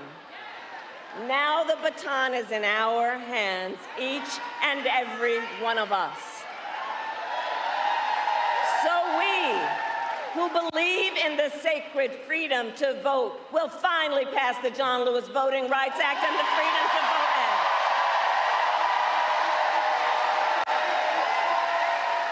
We who believe in the freedom to live safe from gun violence will finally pass an assault weapons ban, universal background checks, and red flag laws. We who believe in the freedom to organize will pass the PRO Act and put an end to union busting once and for all. And we who believe in reproductive freedom will fight for a woman's right to choose, remembering what Donald Trump did to pick 3 members of the United States Supreme Court with the intention that they would take away this freedom, and they did as he intended. We who are paying attention to the fact that now over 20 states in our country have a Trump abortion ban, many with no exceptions, even for rape and incest. And we all know if he wins, he would sign a national abortion ban to outlaw abortion in every state, and that would include the great state of Michigan. But we're not going back.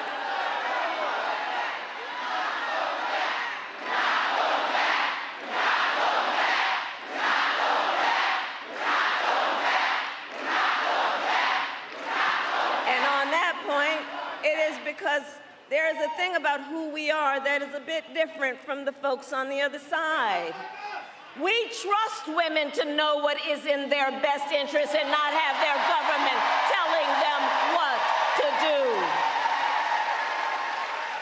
And when I am President of the United States and Congress passes a bill to restore reproductive freedoms, I will sign it into law.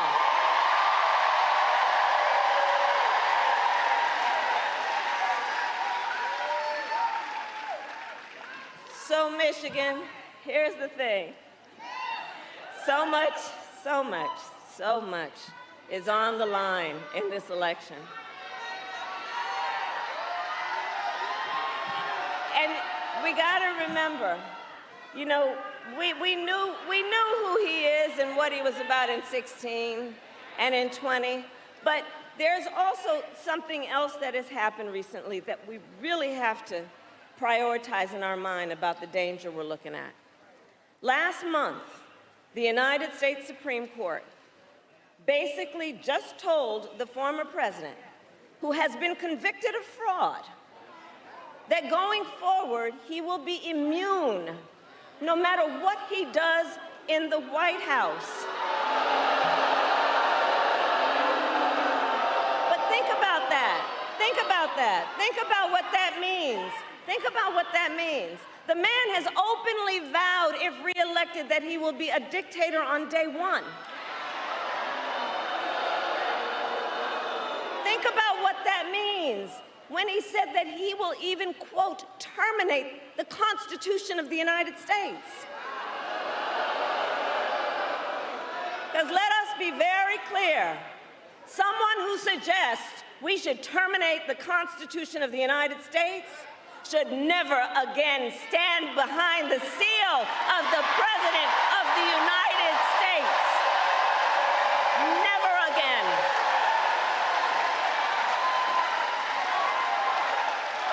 Vote.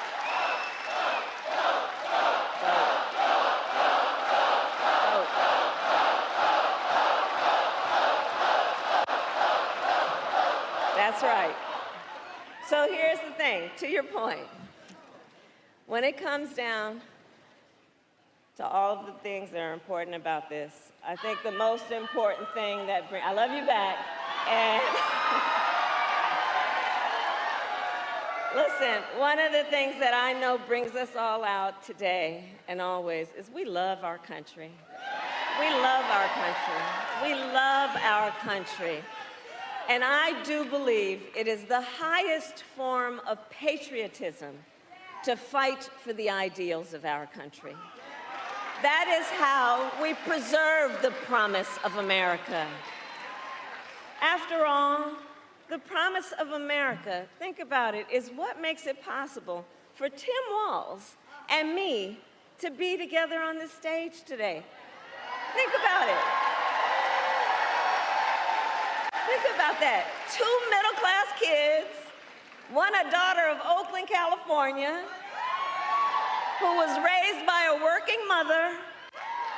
I had a summer job at McDonald's. The other, a son of the Nebraska Plains who grew up working on a farm. Only in America is it possible for them together to make it all the way to the White House. Only in America. Only in America.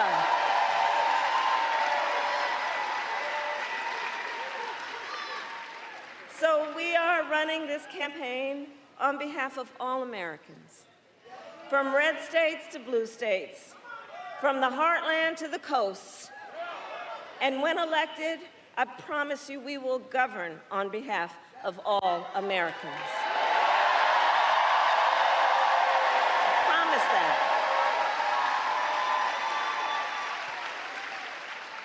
So I'll close with this. Michigan, ultimately in this election, we each face a question. We each face a question. What kind of country do we want to live in? A country of freedom, compassion, and rule of law, or a country of chaos, fear, and hate? And the beauty of our democracy, we each have the power to answer that question. We each have the power to answer that question. The power is with the people.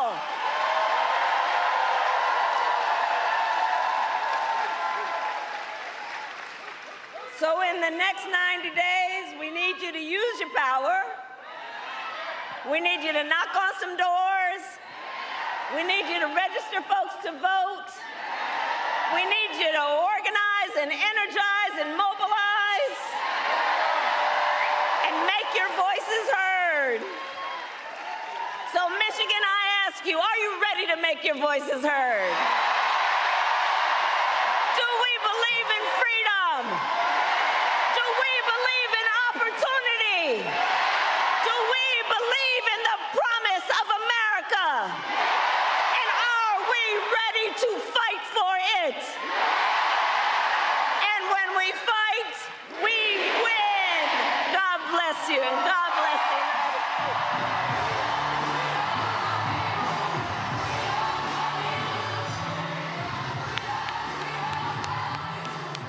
Vice President Kamala Harris wrapping up her speech there in Detroit. Some 15,000 people there at an airport hangar. They had so many people who RSVP'd for this rally, they had to move the location. An incredible rally. The second one of the day. The second rally of the day. They were in Wisconsin this afternoon. And again, they're there for this particular event, just absolutely packed. Lots of energy, lots of excitement. Now, what happened there were clearly some protesters who started screaming. And so you heard the vice president there say a few words to them. You see them now on stage. VP Kamala Harris to her left, Senator Debbie Stabenow, who's retiring, Congresswoman Elise Slotkin to her left. She won last night in the primary. Of course, in the purple dress, Michigan Governor Gretchen Whitmer. Then, of course, to her, next to her, Lieutenant Governor Garland Gilchrist. He talked about what it was like when they rolled up on Air Force Two, coming off that plane, and the energy and the excitement of the audience. It shows you how people are fired up about this campaign. New polling data came out today showing how the race has changed and how, when you look at the data, how she's now up in Wisconsin and Michigan. And so the election is going to come down to, again, 7 battleground states. And so you are seeing this type of energy and excitement. Right now, you're seeing Vice President Harris, Governor Walz going down to the rope line, where they are going to be, of course, shaking lots of hands, taking photos with the supporters. So you see what's going on there right now. And so lots of Secret Service there as they are protecting the vice president. And so, again, folks, absolutely amazing rally here. And again, you see how Democrats are energized with Harris now at the top of the ticket. Energized in terms of these rallies. The reality is there wasn't a single rally that President Joe Biden had that attracted 10, 15,000 people. The kind of money they've raised last month, $317 million in the first 24 hours. In the first 24 hours since Walz was named as the VP nominee, they've raised $36 million. $36 million. A lot of that money coming from teachers. Also, a lot of them first-time donors as well. And most of those donors, I saw this 75 or 80% donations, less than $200. You see the folks there in the red shirts, the UWA workers. And so you've got a lot of different people who are there, regular, ordinary folk, union workers. You see lots of white voters, African Americans, and others. And so you are seeing a really intense campaign. And so let me do this here. I showed you this yesterday. They are moving on to new locations. Give me a second. I'm going to show you where they're going to be over the next 3 days. Someone was telling me about some weather issues that are happening in Raleigh, North Carolina. Not sure if that is still taking place. If the rally's still going, go back to the rally, please. So I'm going to be pulling up the graphic here, just showing you where these other events are taking place, so you are aware. And so here's the deal, folks. Let's see here, give me a second. On tomorrow, they're supposed to be in Raleigh, North Carolina. The day after, Phoenix, Arizona. And then August 10th, Las Vegas, Nevada. And so they're going to be in those 3 cities. And so already massive rally yesterday in Philadelphia, 2 today, Detroit and Wisconsin. And again, going to North Carolina, going to Arizona, and going to Nevada.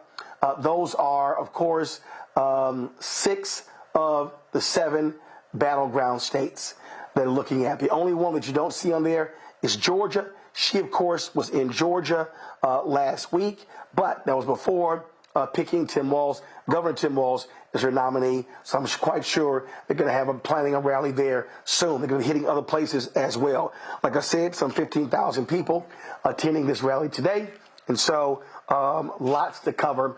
And so we appreciate all of you for staying with us on all of our channels, on our YouTube channel. If you're on YouTube, y'all hit the like button because nobody else is doing this. Hey, I was told the cable nets had bailed out. They were not fully covering it.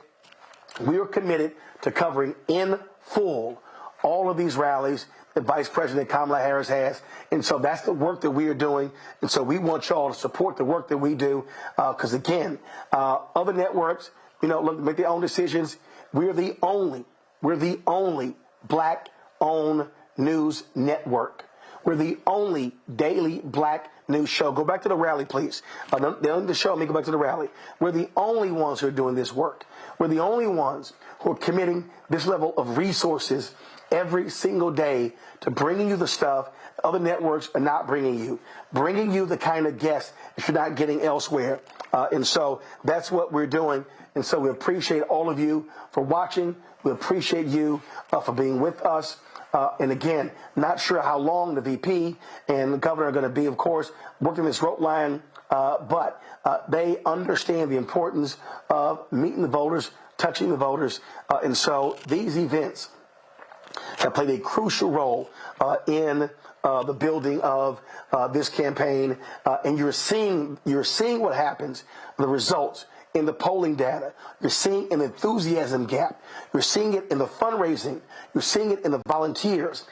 And not just in those 7 battleground states. We're seeing people who are volunteering in Florida, in Texas, in Tennessee, other places. This is having an impact on down ballot races as well. Not just U.S. Senate, not just House races, but also state races, local races. And so this is what you call coattails. And so I think you're going to see a lot of this. And don't forget, this is only August 7th. We're going to be in Chicago August 19th to the 23rd, covering the Democratic National Convention.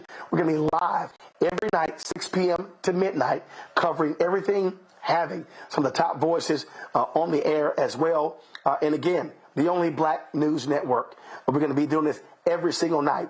What we're doing here at the Black Star Network, nobody else is doing. Ebony is not doing what we're doing. Essence is not doing what we're doing. Black Enterprise is not doing what we're doing. Blavity is not doing what we're doing. The Griot is not doing what we are doing. None of these folks are. This is a moment, and this is where black-owned media, again, Revolt's not doing what we're doing. TV One's not doing what we're doing. BET is not doing what we're doing. So just understand why these things matter, why black-owned media must be standing up. Where we were with TV One in 2008 when Obama was running is exactly why we're doing what we're doing right now in 2024, covering this race in this moment, speaking to these issues. And so, again, folks, you see that they continue to be on the road line, not sure what the heck. This is probably the live feed from the pool camera. It's probably what this is. And so, but you still see the vice president there. Folks, we're going to do this here. I'm going to save my voice. I'm almost over COVID. Still trying to get my voice back 100%. Been doing lots of liquids, lots of rest. Thank you for all of your prayers. Folks for sending me text messages and things like that. So I totally appreciate it. But do me a favor, folks. Support the work that we do. We don't get the support of advertisers like these white mainstream networks. We don't. I'm battling them every single day. There's a lawsuit going against Pepsi right now. PepsiCo has done nothing for us. They've been playing games as well. So you know what? That's what's going on. So what we want you to do, support the Black Star Network. Your resources are critical to our survival. We want to be traveling around the country, taking the show on the road in September, in October, in the first week of November. Because we want to hear your voices. I'm sick and tired of listening to white people in diners on Fox News and MSNBC and CNN. Black people also have something to say about this election. And so we want to be able to hear from you, to talk to you, to get your perspective. So our goal is real simple. There's no amount that doesn't matter. We ask folks to give $50. You can give less, you can give more. We appreciate every single dollar. So send your check and money order, P.O. Box 57196, Washington, D.C., 20037-0196. Cash App, $RM Unfiltered, PayPal, R Martin Unfiltered, Venmo, RM Unfiltered, Zelle, Roland@RolandSMartin.com, Roland@RolandMartinUnfiltered.com. Download the Black Star Network app, Apple phone, Android phone, Apple TV, Android TV, Roku, Amazon Fire TV, Xbox One. Shout out Joshua Allen, who just sent $20 via PayPal. Shout out Christine, who just sent $25 via Cash App. Shout out Cheryl Brody, who just sent $20 via Cash App. Shout out Alice Jones, who just sent $50 via Zelle. Laura Brown, thank you for your $5. It matters. Anita Nickens, $50. IVL Soaps, $25. Bonaventure, $25. Nicole Smith, $5. I'm telling y'all, I'm not. All of this absolutely matters. It goes to pay for staff, to pay for travel, to pay for live streaming, to pay for our equipment, all of this sort of stuff. It absolutely matters. Your support is critical to the work that we do. So keep giving, even when we sign off. Listen, it was almost 5,000 of y'all on YouTube. Do y'all understand that if 5,000 people, and you can give directly on YouTube, but we prefer to you give to us direct. Pull the graphic back up, because that way we don't have to share any of that money with anybody else. So you can support us, all kind of different guys. Pull the graphic back up to support the show. Thank you. A lot of y'all don't believe in technology. Check your money order. P.O. Box 57196. K.L. Young, thanks for $100 on Cash App. Debbie, your $5. Charmaine, your $50. Andrea Hollins, your $5. I appreciate it. Some of you, I see you giving $27.45 on YouTube. And others, Colin King, thank you for your $5.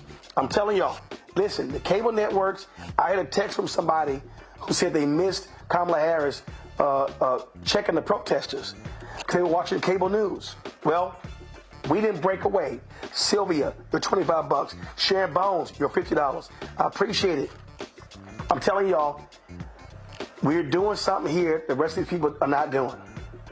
We're not playing games here. We want to 30. Edward Davis. Edward Davis. Thank you so very much, Edward, for your $200. Kimberly Gordon, $20. Tyrese Eccles, your $20. I appreciate it so much. Dawn Downing, your $20. Tina Bain, your $10. Leonard Sims, your $25. Ken Ship, your $50. Damon Blissett, your $25. Chandra Jackson, your $5. Lakeisha Scott, your $50. Damon Blissett, your $25. Mark Collins, your $10. Avis Johnson, your $50. Suzette Johnson, your $25. Marilyn Taylor Moy, your $20. Mark Collins, your $10. Frank Taylor, your $30. Sorrel Law, your $50. Antoine Ferrier, your $5. Victor Rector, your $50. Johnny Watson, $25. India Monique, $25. Shayna Parker, $50. Christy Lewis, $25. Andre Hightower, $5. Ronnie Davis, $25. Timothy Hill, $20. Gene Smith, $12. Timothy Berry, $25. Ethelene, $25. Larnell Farmer, $50. Deidre Thomas, $10. Jerlene Holbrook, $50. I need y'all to understand, we don't have a sponsor. Keep the graphic up. We do not have a sponsor who's paying any of our expenses to the Democratic National Convention. It is going to cost, it's going to cost us minimum $25,000 for Democrat National Convention. We're going to have a team of 7 people in Chicago, and we're going to broadcast live every single day, 6 to midnight. We're going to cover other events as well. There is no black-owned media outlet that's going to give you the kind of coverage that we're going to give you. There is no mainstream media outlet that is going to cover as many black voices as we are going to cover. So when you support this show, you are supporting black-owned media. You are supporting the kind of news coverage that MSNBC, CNN, Fox News, ABC, CBS, NBC are not going to give you. There are going to be events happening in the morning, lunchtime, afternoon, evening, plus the events at the convention center every single night. We are going to be there. We've already secured our location. We're going to be in a prominent position like everybody else. So we are about our business of covering the issues that matter to you. Y'all, I'm going to go 3 more minutes. So everybody who gives the next 3 minutes, and again, I'm trying to keep my voice. I'm going to shout out Regina Dotson, you're 5. Deborah, you're 20. Erica Burks, you're 50. Aretha Bracey, you're 100. Charles D., you're 10. Dylan Redmond, you're 23. Melanie Morgan, you're 25. Walter Chisholm, you're 20. Anthony Sanders, you're 30. Earl Williams, you're 100. Michael Dokes, you're 50. Blaine King says, I'm a TV producer. Keep going. Harris Ganessen, you're 50. John Williams, you're 100. Ken Colby, Alvin Davis, Doreen Brown, Melanie Morgan, Talitha Black, Jason Sneed, Charles A., Christopher Ely, Andre Hollins, Jerry Johnson, Daryl Carter, Perry Saunders, KJ Alladay, Andre Hollins, all of you. Thank Joshua Allen. 2 more minutes. Cam Comics, Marquita Olive, Benny Viverette, Craig Buchanan, Anthony Stevenson. 1 more minute. Christine, LaWanda Rivers, Anthony Stevenson, Ora Lee, Terry Carter, Maurice Smith, Jennifer Medlock, Byron Watley, George, Courtney Benton, Chantel Scott. 30 seconds. Lalu B. Deidre Jackson. Marthenia Howard. Elena Boston. Sharice T. Cynthia Gilbert.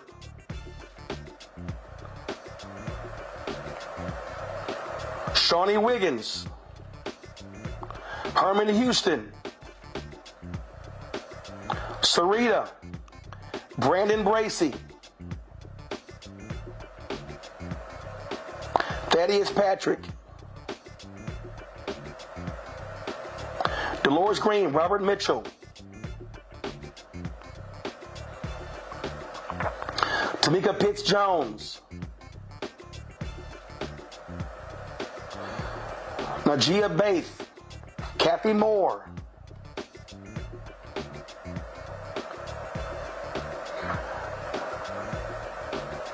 And I'm going to do this here. Y'all can take so do this here. Barry Martin, thanks a lot. Y'all can take a screenshot of this. So this is our Cash App. So do me a favor. Do me a favor. Take a picture of your screen right now. Again, there are nearly 5,000 of y'all on YouTube. Everybody who's watching, take a picture of this, and I want you to share this on your social media and tell them support Rollerball Unfiltered.